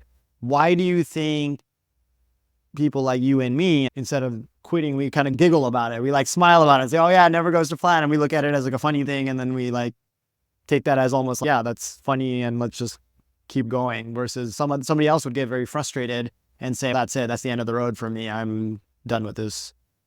Yeah. I don't know when. I remember at some point, I'm 32 now, so like probably in my late 20s, I just realized how laughable it is to think that you can just walk up to calling and just say, you're going to be mine in this amount of time. If that number is like in the single digits for anything, like fencing, professional, like swimming in the Olympics, I don't care.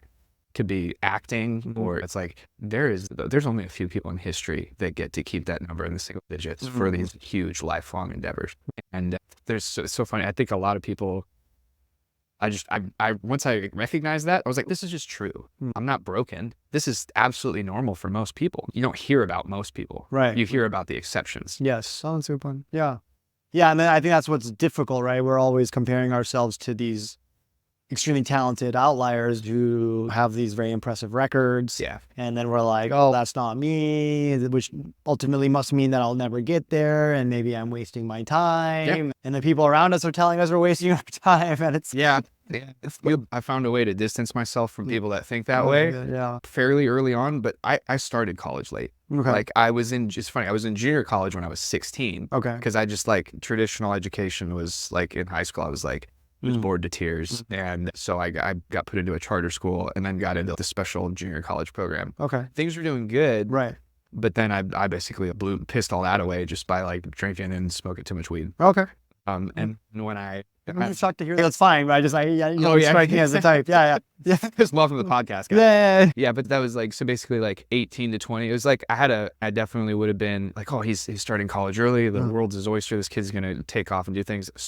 Then I learned martial arts. Okay. I picked up Muay Thai first at an MMA gym, and they had some Jiu-Jitsu, but it wasn't very good. And I honestly looked at it and I was like, you just need to know how to sprawl and you can punch someone in the face. Right. But I also wasn't really good at punching people in the face or getting punched. So I sucked at both of those, and grappling just felt like a little too easy. And I was like, I knew that I wanted to get good at actually fighting. Okay. And so that was where the first 4 years really went. Even though I had a little bit of grappling and the MMA stuff, like all that. So wait, what age did you start? So I was 17.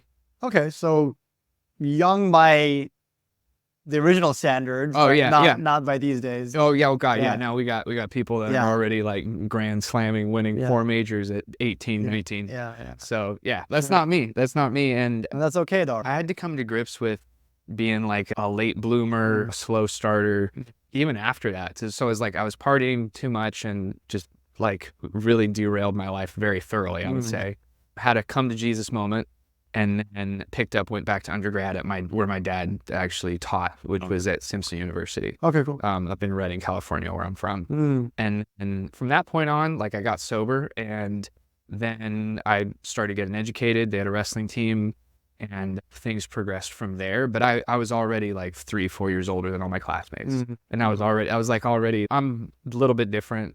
I've already explored. You guys go party, like I'm good. I don't need to do that. Sure. That's right. Already got that out of my system. And then, it was the wrestling program, I was like, I just saw that the wrestling program there had it was like a high level skill set that I could add to my MMA game. Sure. And then I ended up just getting worked for 2-3 years, but I blew my ACL out like in the first year. No, okay. And it all started with a torn meniscus. And they all knew, like all the wrestlers knew what it was, but nobody told me. Right. The culture of wrestling is Yeah.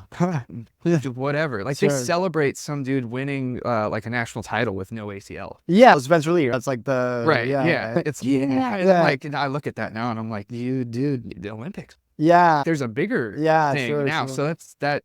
Yeah, I was just outside of my peer group or in between age groups for a lot of reasons. And like, I was pretty much a weird kid. Like I was in a charter school when I was 16. Yeah, it all happened late. So I've just been on the outside of everything from the beginning.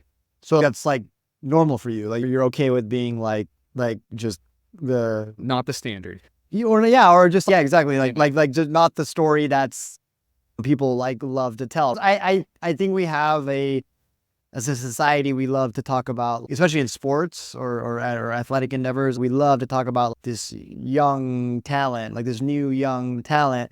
Okay. Definitely not me. No, it was really being bad at kickboxing that made me want to learn Muay Thai. Like, because I could not take a punch. And I knew it. And there were some kids around town that were threatening to beat me up. That was actually what started it. Oh. And so I did research. I was like, okay, mixed martial arts is where they actually apply real training. And then you can't tell me that guy doesn't know how to fight. So I was like, of all the options out there, I'm going to pick up that one. And I was like, but I have to be, I didn't want to be like a hollow grappler that can't take a punch. Right. So I was like, I want to learn how to fight. And it was really hard at first because my dad is like a college professor and he was a swimmer. Okay. But there's no combat sports history in my family. Okay. One of my grandfathers was a World War II veteran. And he actually started training right before he died. And one of the things, the most important thing he ever told me was right at that time. And he said, great that you're learning how to fight and do that stuff. So you started training what exactly before you? This is Muay Thai when I was like. Oh, you started training. Yeah. Okay. He wasn't a combat actor. Oh, okay. He was a soldier. Oh, cool. He was actually a tank. The ultimate combat. Yeah. He was in a tank. Wow. So the tank was doing a lot of the work. Still. He had been a real rough and tumble young man. Okay. And probably had a lot of fights. Yeah. So he just told me, don't ever forget that there is always going to be someone bigger and badder than you. Yeah. And it's a double-edged sword. It could be like, well, it's because you're a runt and you're never going to be anything. But he didn't say it like that. Right. He was saying it like, just don't let it go to your head. If you're good, right. You're doing good, doing great. Sure. Like always remember that stay humble. Yeah. My mom's actually said that to me. And it's interesting, like that the way, not so much what she has said to me has changed, is the way I've perceived it has changed. Like you were saying earlier, I would take it as, oh, like, you don't think I'm good. Like it's like a challenge. Like, oh, I'll show you. Versus now it's, no, you're right. Like it's good to be humble, and it's even less anxiety provoking, I guess, when you do look at that. And it's nice. It's almost nice now I think about it. It's like nice to know that there's always more to learn and there's more to develop. And because like now I enjoy waking up every day and pursuing these crafts. Yeah. And I've started to, even in my head, I'll say it over and over again to myself: dreams don't have deadlines. Dreams don't have deadlines. Yeah, because I used to very much think of things with this like strong timeline. And like you were saying, things don't go that way. It's not realistic to have it. But even then, even though I knew that, I would still have these very rigid goals. And then I learned the hard way, that puts like a lot of stress on you, and they may even affect your development. Makes sense. All right. So, sorry, going back to your timeline. So, okay, so you're wrestling in Reading, you blow out your ACL, surgically get your ACL repaired. That actually, the process with that was where martial arts and medicine combined, like they merged in my life. Okay. And there was an ACL reconstruction, but there was also a meniscus repair because I had the meniscus like led to the ACL tear, and that's very common. And if you have a torn meniscus, guys, go get that thing taken care of. And I know some of you you're just gonna get it cut out, and you're not gonna get it repaired because the repair never works. It's like, no, you just need to take time off the mat because you need to save your ACL. Arthritis. Yeah, in you the near don't future. you don't need that in your life, because then, anyways, which is different mindsets. We'll explore that later. But yeah, I learned a lot, and I didn't know anything about my knee anatomy. I didn't know what an ACL was, didn't know what a meniscus was. I was just like, oh, it's Most people broken. don't. Yeah. Yeah. So then I did a deep dive on that for a couple weeks to months, and the first surgeon I talked to in my hometown was like, yeah, so you also have a meniscus tear, and I'm gonna basically need to cut like all of that out. There's no way it's gonna make it. And I was like, excuse me, sir. You are from the small town of Redding, California. We are gonna be like, I'm on my parents' insurance at this time, so I'm like 23, I think, or 24. And I was like, yeah, we'll see about that. I'm gonna go to San Francisco. We're gonna go to UCSF or Davis. We'll see what they have to say. Right. So I went over his head because I didn't like what he said. Yeah. And then I went to a different surgeon in San Francisco, and he told me what I wanted to hear. Probably because he knew that was going to get him the gig. So that's another problem. Getting a second opinion. Probably don't want to tell the second guy what the first one told you, so that you don't adulterate it with your information, so he knows how to one-up him. So that's a very intelligent approach. Unfortunately, a lot of my patients don't see it that way. Yeah, they're just like, this is what he said. What do you have to say? And then you can just go off of, oh, if they think that, then maybe I'll look at this. But in this case, it's like surgeons they get paid per operation. So he was like, oh, he told you, I'll just tell you that I can repair your meniscus. And then, so surprise, surprise, I wake up from the ACL reconstruction and the meniscus repair surgery. And we had a PRP injection too. It was all like, he was super up to date on things. And he was like, oh yeah, sorry, I had to cut out your meniscus. It just didn't show up on the MRI. And I was like, what? Yeah. I'm screwed now. This was what I was trying to solve. And because I knew what having little to no meniscus could do to you. But it doesn't end there. And this is where it gets interesting. So I stayed laser focused on this knee anatomy stuff and like researching all the surgical procedures and the techniques. And oh, can I get a cadaver meniscus? Or you can get, they call them Z-lig, like pig ligaments and stuff. And one day, dude, I put in the right search query into Google, and I came up with a collagen meniscus implant. And it was like, oh my gosh, what is this? Yeah. And it's purified cow bone marrow that gets turned into collagen. And then they basically cut it to size, and they fold it up into a little tube, and during an arthroscopic operation, they put it in there, they deploy it, it opens up, and then they suture it on to your existing meniscus. So, I mean, sorry, as you're explaining this to me, I'm a doctor, right? Yeah. But it's interesting to me within the framework of medicine, right? And there's no shame in saying this. Like my day-to-day life, my day-to-day work life, and this high-end orthopedic surgeon's day-to-day life is very different. Yeah. However, we both call ourselves the same thing, doctors. But it's interesting. I mean, until you're in medicine, I think it would be hard to wrap your head around how different just even the subspecialties are. Yeah. And just not just different, but there's just how different their day-to-day life is and how different the conversations they're having with their patients is. One is not better than the other necessarily, but it's just the resources that you have, the skills you practice. It's something that I still, even though I've been in the game for a bit now, I still have a hard time fully wrapping my head around it. So you have to be like, I was just a patient advocating for themselves. And I had enough time on my hands because I was just like living at home, going to college, and just injured. And so I was able to take a deep dive on this stuff. And eventually, it wasn't very time efficient, trust me, but I did figure out what's out there on the fringe, and then I found that stuff. Okay, so you covered your surgery, but I'm still waiting for when did that's when the medicine bug kicked in. But when did I know you were already training jiu-jitsu and stuff like that, but like when did you get serious about jiu-jitsu? So as I'm doing this research, I basically, my dad, so I do end up getting a collagen meniscus implant, so that's important.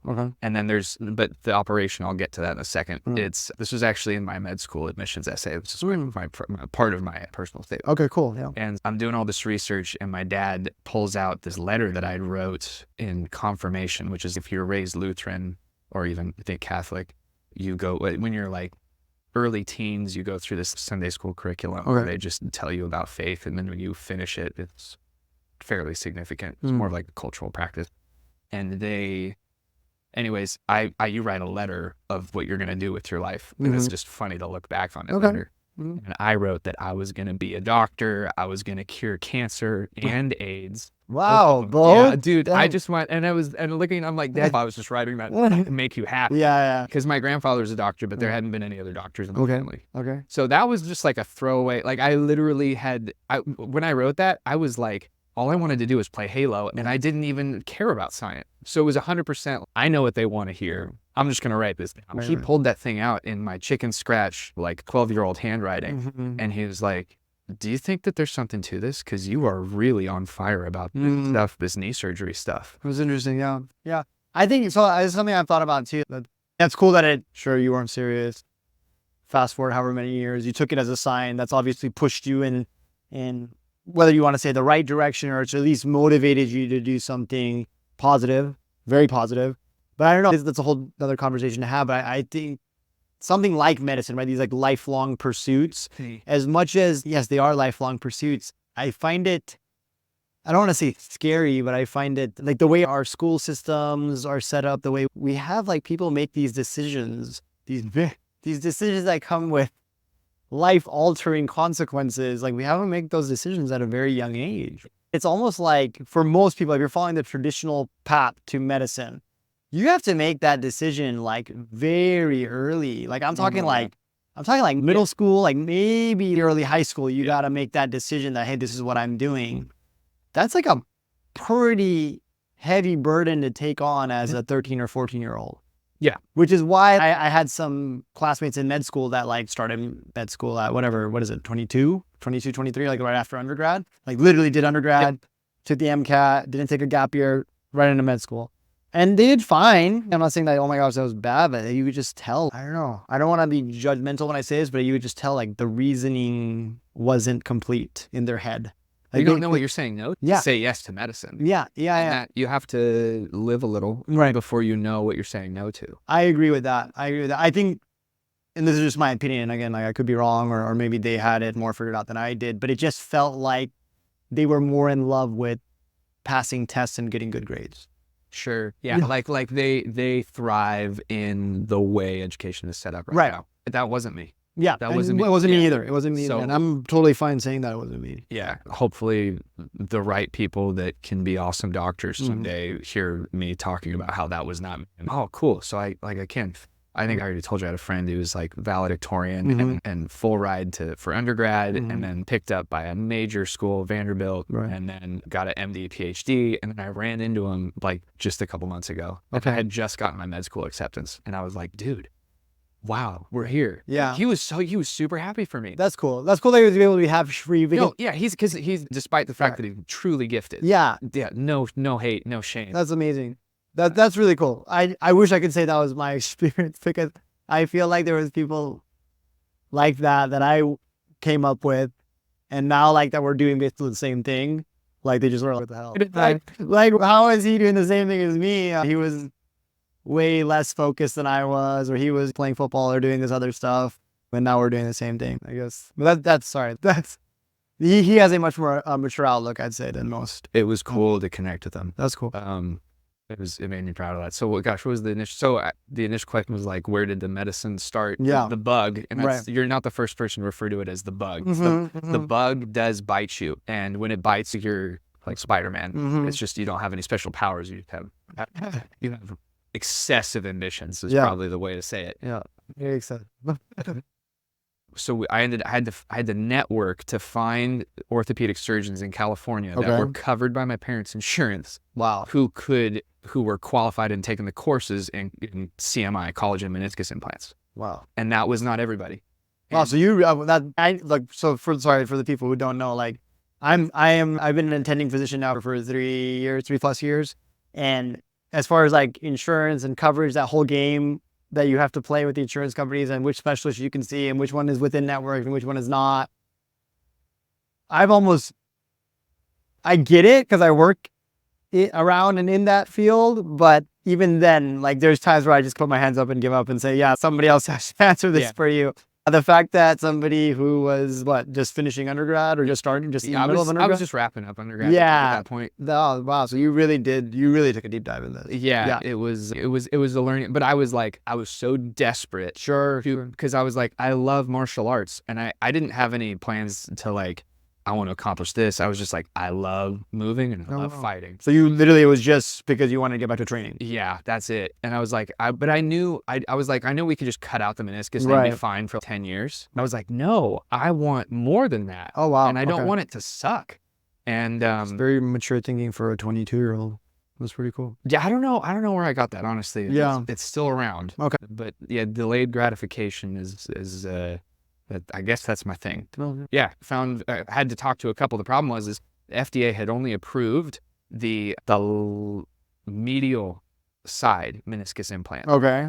It was, even though in Europe they do it on both sides, and there's tons of research saying that it's totally applicable for both sides of your knee. Right. So like the lateral and the medial side. In America, the only side that's approved is the medial side meniscus. And even though I met all the criteria to have it on both sides, it was like I had a small list of surgeons that could do it. And then I told them what I was asking for, which is, I want both. Can you do it? Right. And that was like dry hole after dry hole. Big ask, yeah. Yeah, because they're taking on some level of risk to pull that off. Dr. Cassandra Lee at UC Davis Sports Medicine Clinic. Thank you, ma'am. You changed my life. She took me on and said, yeah, we'll do it.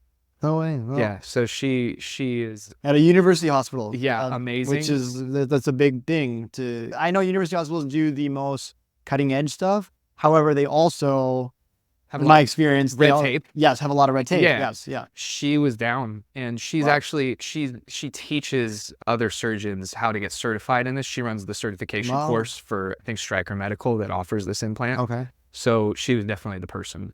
And so we did that surgery. This is like 2017, like May of 2017. Okay. And so this is not that long ago. It's long ago, but it's not that long. Yeah. Okay. And so then it gets really crazy. Okay. So I'm already thinking, my dad showed me this letter, right? And it's significant to the story, but I don't want to detract from how far I've been able to tell it so far without going into too much detail. Someone told me that this is God's plan for your life. Okay. Super random, super bizarre. It felt random and bizarre to hear that from this person. And I was like, I'm going to think about that, because if that's what God wants me to do, we're going to have a conversation, because that's 10 years of education. Right. And I'd be giving up a lot of other things on the way. Mm-hmm. So I went into that surgery. That's the context into which the surgery happened. I wake up from the surgery, and Dr. Lee comes into the room, and she says, your lateral meniscus has regenerated to the point that no meniscus implant was necessary on that side of your knee. Okay. So we did one implant on the medial side, which is the FDA approved side. Wow. Okay. And we sewed you back up. And then the anesthesiologist comes into the room, and he was Australian. You're a miracle man. And I was like, that's my Australian. Yeah, that's pretty good. Absolutely terrible. But that was a magical, miraculous moment that I still struggle to wrap my mind around. Okay, sorry, wait. So the first surgery where they actually cut out your meniscus. Yeah. And then versus when they actually like 8 months apart. Okay. My leg was so atrophied. Yeah. And doing back-to-back surgeries like that, I knew the recovery was going to be like more than a year. But I was like, it'll pay off. Right. You're looking in at the the long run. Okay. Yeah. Okay. So yeah, my right leg was like the size of my calf. So actually, so since you've had that mindset and I'm going to say this, you don't have to necessarily agree with me, but I'm going to say, I think that's a very good mindset that you have taken on already in your previous life that will serve you well in this endeavor that you're taking on now. That's cool to hear. Yeah. I know, like, I could sit here and toot my own horn and be like, oh yeah, it's wealth is all about, and success is about delaying immediate gratification. It's all about delayed gratification and blah, blah, blah. Truth is, dude, a lot of my anxiety comes from thinking about the future too much. Right. Oh man, that's a double-edged sword. Right. So yeah, there's some upsides. Downside is like being present can be pretty difficult. Sure. I can see that. Yeah, but I guess you'll tell me a few years from now. But I think when I was talking earlier about some of the emotional struggles that I went through, maybe you can avoid those because you've already have that mindset of, okay, like this is a long approach. I think part of the master plan. Yeah, we got you on the podcast. Yeah, We're gonna. yeah. I'm learning. Sure, I'm sure, talking sure. to you. I don't know the stuff you're saying. So. Absolutely. Yeah, no, for sure. I mean, we'll learn from the mistakes of others. That's what a wise person would do. Well, hopefully. Yeah. So I think that is, I think I would have gone through the same steps and the same motions that I did, because I'm happy to say that overall things did work out. It's just like the emotional strife. A lot of the emotional strife didn't need to occur. I'm not sure. I think, sure, having like lofty ambitions is great, but also having unnecessarily high, what should I say? Just like very high expectations of yourself and almost like demanding things to work out. Yeah. Sometimes is not the best way to go about it. Okay, but so anyways, so sorry, I have a selfish stake in your storytelling. We have some of the same like mutual friends. It's just a small world, but also this is also just a coincidence. So when and how did you meet Tanner Rice? Yeah. And when and how did you meet Mario Alvarado? Okay, Tanner, for those that don't know, Tanner is a very accomplished Jiu-Jitsu black belt, and we're from the same hometown. Right. Okay. So I moved there when I was 11. I think Tanner was already training full-time with his brothers at that point. Okay. I didn't even know Tanner existed until he won the Brown Belt World Championship. Okay, I was there coaching him at the Brown Belt when he won the Brown Belt World Championship. Yeah. That was in 2011. 2000. Yes. Tanner was he was like only 18, 19 years old. He was a young kid. Yeah. So I was pretty heavy into MMA at that point, but all the very possessive Krianshi culture in Jiu-Jitsu. And Krianshi means like you're a traitor because you left your initial gym or whatever gym you've been training at to go and train at another gym. Right. And this is back in the early 2000s or like the 2010s, and at least in my hometown, that was really prevalent. So I remember going over to train with Tanner like once during that time, but like I was still a white belt. Okay. It's like a white belt for 4 years. Okay. And like everyone in that gym like pieced me up. It was crazy. Really? But then I started kicking the heavy bag and they got all excited. And his dad's like, "Do you got to come train here? You can have, we'll do all this stuff for you." And then I was like, wow, that's crazy. I don't know why they like me so much. Yeah. And I went back to my old gym and oh my gosh, I never heard the end. My instructor was so pissed but my kickboxing instructor was there. Yeah. So I was like, okay, it was just a weird dynamic. I kept training there. But looking back at it, it would have been great to not do Muay Thai or kickboxing and just do Jiu-Jitsu and just having started with Tanner much earlier. Right. You don't know what you're going to end up doing. Sure. And it was the decision to pursue medicine after this crazy miracle happened in my knee. The decision to focus on Jiu-Jitsu happened as a result of that. Because I was like, then I was starting to be like, have an understanding of physiology and the long-term consequences of how you use your body. Sure. And I was like 25, I think. And I was like, okay, if medicine, then no more getting hit. And so as soon as I started doing rehab, and then I signed up at Tanner's gym and I just started taking private lessons with Matthew Rice, his younger brother. Yeah, I know that. Yeah. And just drilling. Okay, cool. Just drilling. And I drilled for a year. Okay. And I did rehab and I drilled. And then eventually I was able to come out of it and start training again. Right. And that was like 2018. Okay. By the time that started happening. But it was, starting training with Tanner was like, okay, I'm going to do Jiu-Jitsu now. But it was hard because I was like pretty good at Muay Thai. And like I had knocked out the guys that I started training with in practice who like were pro fighters. And I was like, okay, like I figured this out. I can beat that guy's ass now. Right. And then, but in grappling, now you're starting over at the bottom of the totem pole. Right. Super hard on my 26-year-old ego. Yeah. And I was recovering from 2 back-to-back knee surgeries more than a year away. Right. So difficult. Yeah, it must have had to. I know it had to have taken a tremendous amount of humility. It was hard. It was honestly starting, but the thing that martial arts has given me is the ability to start over and over again. That is the number one thing that I can use in my life is the ability to like start from scratch. But Mario at that time, he might have been 12 or 13. He was just a green belt. Yeah. But I remember like he was pretty small, but he hit this growth spurt. And then all of a sudden in Nogi, his reverse Del Riva guard was just like, oh my gosh. He was just started boloing me and knocking me over and all this stuff. And it was like, dude, you're like 13. I'm like 25. Yeah, no. And this is amazing. Yeah. Tanner they have a ton of great guys there. Yeah. And I see some of them at competitions to this day. Right. So that was where I really learned, okay, this is the world of jiu-jitsu. These are the good teams. Right. These are the good guys. But it was very gi oriented. Okay. Tanner's extremely gi oriented. Same goes for the gym. It maybe not as much now, but this is like back in 2018. Okay. And then I got married and then I knew I was at the junior college. I had already graduated, but I was like, okay, medicine, Right. we're going to do that. So I started taking the prereqs, and I was like, I need to do a post-bac. Okay. I need to like get my academic profile ready for med school applications. Cause I was like I said, all that goofing off when I was like 16, 17, 18, Yeah. that was holding my GPA way down. Okay. So I had to find a way to repackage myself. And that's when I started like playing this long-term chess game with how can I get myself to good jiu-jitsu camps, get these prereqs done, and go to med school somewhere where I can train at a high level. It's funny you say that because like I've been struggling with that my whole life. To me, it just makes sense, right? Like wherever I go, like whatever school I go to, like later on in med schools, like wherever I do my rotations, and a residency, wherever I do my residency. To this day, dude, Yeah. I have multiple contingency plans. Right. And So like, I I mean, know that they could all go to. yeah, but like, even to the point where it's like my wife and I will be like being like, oh, where should we make our next vacation? Where should we make our next trip?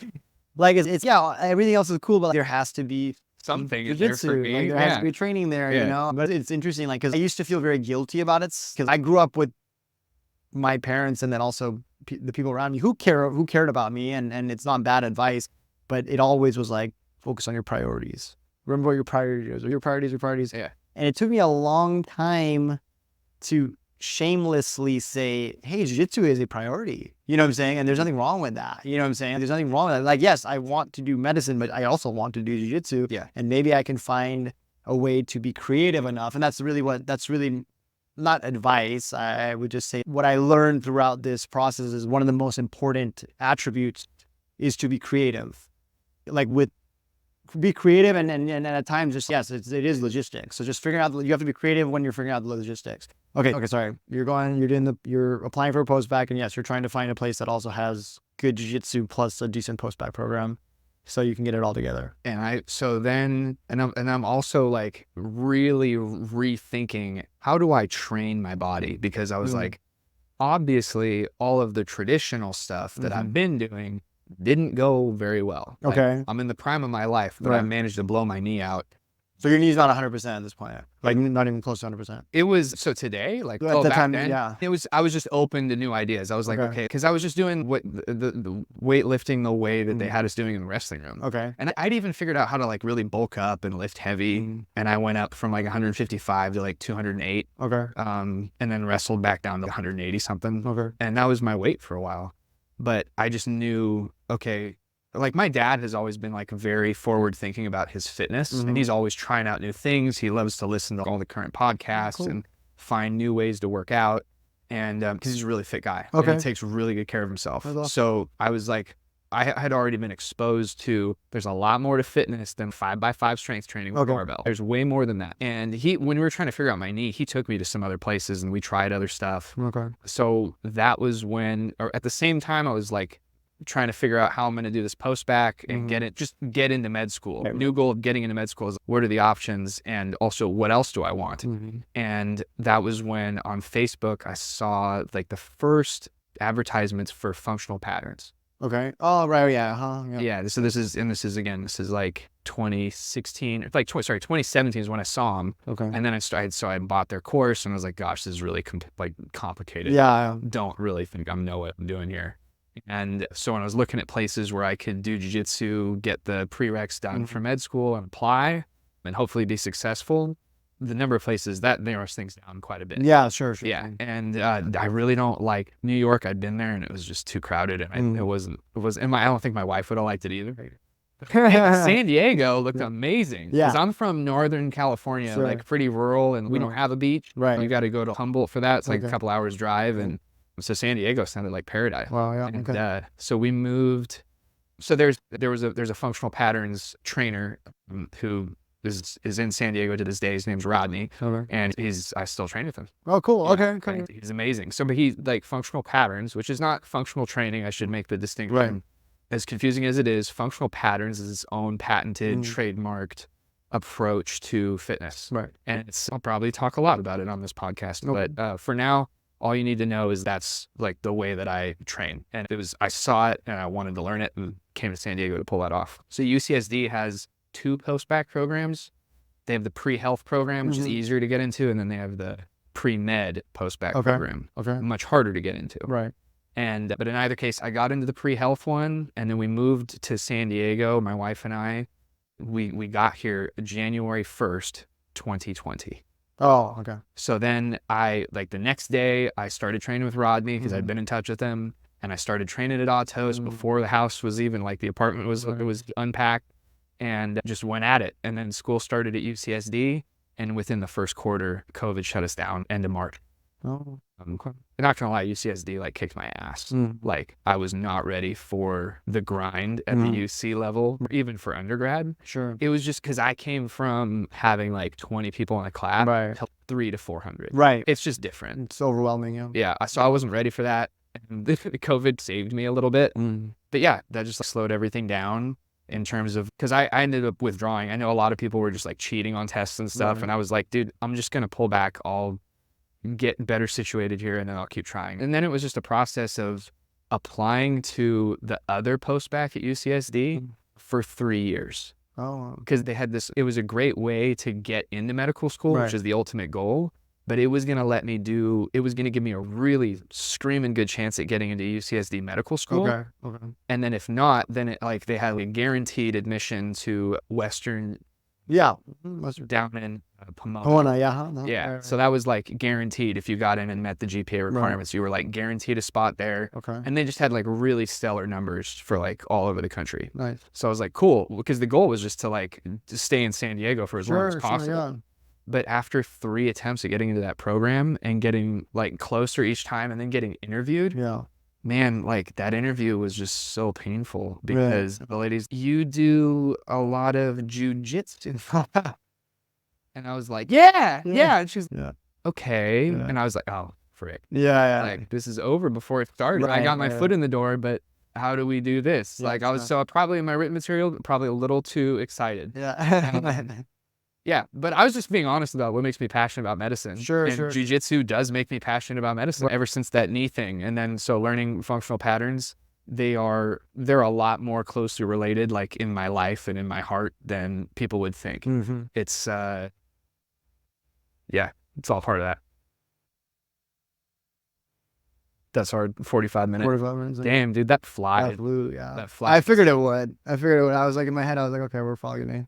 Well, so I guess to wrap all that up, like I said, I applied to that post-bac program. So I haven't even applied to med school yet, and I've been here in San Diego or Southern California for 3 years, and I'm training the whole time. I worked as an EMT. Okay. I got to do some really awesome humanitarian work abroad with a group called the Free Burma Rangers. Okay. And I literally got to do frontline humanitarian work in the war zone in Burma. There's a civil war going on there. Wow. Again, we could do a whole episode on that. Wow. It was life-changing. But I was just building up experiences. Okay, if I don't get into the post-bac this year, I'll just try again next year. But I knew in the back of my mind, I was like, at some point, I'm going to have to let this program go. Yeah. And I'm going to have to just shoot my shot all over the country. So I've been competing, COVID definitely, things took a hit, but I got to train at Autos. Tanner gave me my purple belt before I left. Andre gave me my brown belt in 2021. Okay. And then most recently I've been training with Keenan and Justin Flores and those guys, and really focusing on the no-gi for the last year. Okay. And that's for just really figuring out, what do I want to focus on? What do I like? And that's just where it ended up. So totally different. Probably, I don't know. You can always look back I could have spent my time like this knowing that's what I wanted, but really happy to be where I'm at. And then eventually, so I applied to med school. We're at the end of, the cycle now. Yeah. But I applied this last summer. Okay. And I applied to 50 schools because my application wasn't super strong, but I had a lot of experience. And then learned to tone down the jiu-jitsu stuff just a little bit. Just for a second. Yeah, just for a second. To get your foot in the door. Yeah. And then I ended up getting a ridiculous amount of interview invites, but Liberty University was the second interview invite I got. Or maybe they were the first interview invite I got, but they were the second interview that I actually attended. And they got back to me within 2 weeks, and they said, hey, we'd like to offer you a seat. And I was like, oh my God. Yeah. Wow. They weren't my number one school. Yeah. But I actually, from that point on, I thought about it, and I was like, this was September. Yeah. I was like, dude, they let me in so early. Yeah. They must really like me. That's a big, that mattered. That matters. Trust me, that matters a lot. Yeah, and I was like, so I really took that to heart, and I was like, there's something, they think I'm a good fit for what they're looking for. I'm probably gonna find other people that I really gel with. Yeah. And so I did more research and backed away from like another school I was super interested in, which is the Uniformed Services University. It's like the military medical school. Oh, cool. I even flew out there and visited, and I think it's awesome. Hopefully I get the what's called the HPSP. It's like the military scholarship to attend a civilian school. Okay. But we're waiting on that right now, so hopefully it works out. Okay. But if not, I committed to Liberty. I didn't do any more interviews after they accepted me. Wow. I was just like, we're good. We're good. Good feeling, yeah. Yeah, I was like, I'm set. Like, I'm gonna take this and run with it. That's amazing. No, congratulations. And no, I know, especially because it sounds like you, obviously, not sounds like, I know you went about it in the non-traditional pathway. I'm sure you seem like a confident guy, but I'm sure it came with some uncertainty. Maybe now I am. Yeah. Dude, but I think, like, you can relate to this. Like, applying to med school is, you feel like your whole life's on trial. Oh yeah, for sure. Yeah, definitely. You do, and then you also, like you said, you went through it. I've gone through it, but yeah, you're told that this is what they want and this is what they're looking for, and then when you realize that way, you don't really fit that mold. You're literally just like, somebody give me a chance, because like you said, yeah, everyone, you're going through the process and they're picking you apart, and it's I don't know. You definitely feel judged, and you definitely start to question, wait, was that the right thing? Yeah. So, it's just it feels so high stakes going into that interview. Yeah. Worse than like any kind of interviews I've done for like a job. Sure. I think so. So being on the other side of it too, though, gave me a lot of insight. And I think that's something that like you might realize now, but I'm not even talking about for med school. I'm talking about because I did a lot of residency interviews. Right. Yeah. So pretty much the same thing. Pretty much the same thing, but maybe a little bit different in the sense that, okay, a big part, at least in our program, and I do believe it's probably similar in other programs, but a big part in our program was we would give so many people the opportunity to interview at the program, and then the actual, like the resident interviews, like the interview that you do with a current resident, carried a lot of weight in our program. Reason being is because, fortunately, our program director understood, look, we're basically hiring this person, you're going to be spending a lot of time with them, you're going to be teaching them. So eventually what it became for us was once people met enough criteria, just, they made the cut for the interview, it really just came down to, would you want to hang out with this person? Mm-hmm. Or at the very least, would you be okay with working with this person? Yeah. And there was it's kind of messed up to say, but there was a few people who would write DNR, not do not rank. Do not rank was what we'd write on people's picture. And sorry, it was because they were very painful in the interview, right? It became very clear, like you wouldn't want to hang out with them. So I guess the reason I'm bringing it up is it was such a different, I thought that the criteria, I thought that like how you were being judged was so different than what actually is happening. Mm-hmm. Like I said, like in my experience on the other end of the person that is doing the interviewing rather than being the interviewee, it really just came down to, hey, is this a cool dude? Like, is this somebody that I want to hang out with? That's really what it came down to when I thought there was so much more. So yeah, what's your bench? Yeah. Like just the most random thing. Yeah, for sure. Yeah, I still don't have a lot of interview experience. Mm-hmm. I know the tried and true, like, sort of wisdom about that subject is, attend all your interviews, ask lots of questions, figure out where you want to go. Right. And I was like, dude, each one of these things is like 3 hours of my time. Yeah. And I ended up getting like 18 of them. Mm-hmm. I applied. I'd spent so much time just applying to one post-bac program because I was so dead set on where I wanted to live. Right. I was like, we're never doing that again. Sure. So I mapped out the whole country and all the jiu-jitsu gyms and all the schools that I could actually reasonably get into. And it was a big map. Okay. Maybe I'll upload it someday. Wow. And I was like, I'm not going to make that mistake twice. But then once I got accepted, I was like, okay, in terms of what I'm looking for in school, this beats everybody except for one other school I was interested in. They never even interviewed me. Sure. And I knew that in January. So I was like, unless I got one from them, so I was like, dude, that's a whole work week of just interviews for places that I'm not as excited about. Yeah. And I think it's also, I guess it depends on the person. This is not you saying it, it's me saying it. Like, you have to know your strengths. I feel like you would interview well. Just getting to know you, like sitting here talking to you right now, I feel like you didn't interview. However, if you're a person that you feel like that's not your strength, then you probably should go on as many interviews as possible. Yeah, you need to get that out of your system. You might even want to like front load like the schools you don't want to go to or the residency programs you don't want to go to or less or lower on your rank list, and then look at those almost like practice. Yep. Yeah. It's such a weird system. Yeah. It's like your practice is someone else's dream, Right. you know, because Right. so many people don't get in. Yeah. So rough. It is. It's such a weird It's system. a pretty. I think people outside of it don't understand still how brutal it is. Like it's still a very cutthroat, low percentage. Yeah. Yeah. You're Yeah. thinking like 3 to 5% chance for each application. Yeah. That's why I was like, dude, you got to stack the deck. Yeah. You got to apply to You 50. do. Yeah. That was expensive. Yeah, and it's one of the few places where I know I understand like people apply to college and things like that, and yeah, we talk about safety schools and dream schools and things like that. That's a term that your guidance counselors use, but like that, imagine that times 10 when you're applying for your residencies and all that. I have no shame to admit I applied to so many residency programs because I had to, right? I had to, and I think, and I'd come across a few of like my med school classmates who'd be like, oh no, I'm not applying there. I'm only applying to these like highly rated universities. And I call BS on all of them. I know like everyone has, because you hear the horror stories when people apply to residency and you want to make sure that you're not like one of those like horrible statistics.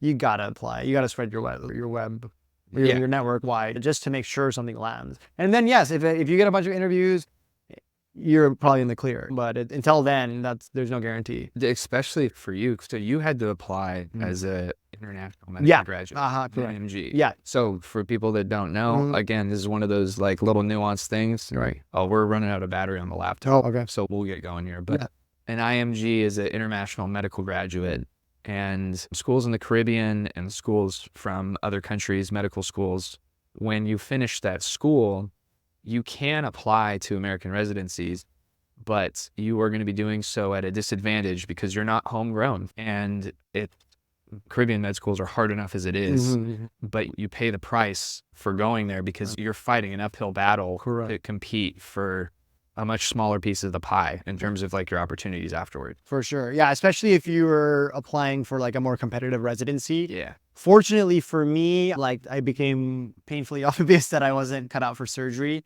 It's kind of funny. Everybody told me, oh, you should be a surgeon because I had been an athlete my whole life. And they're like, you have a surgeon's personality.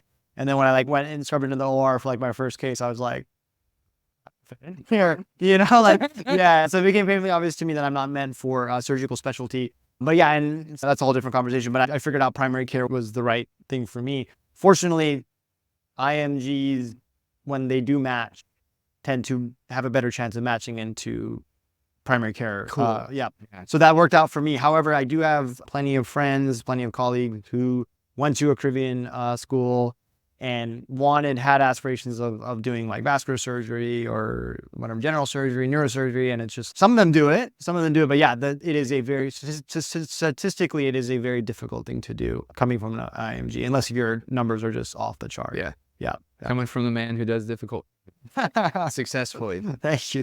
Man. Well, we can keep going about this. We're gonna do some follow-up episodes for sure. But unfortunately the laptop is dying. And no worries. I don't want it to kill us in the middle of something interesting. So until next time, brother. Yeah. Thank you so much. Yeah. All right. Yeah. Great.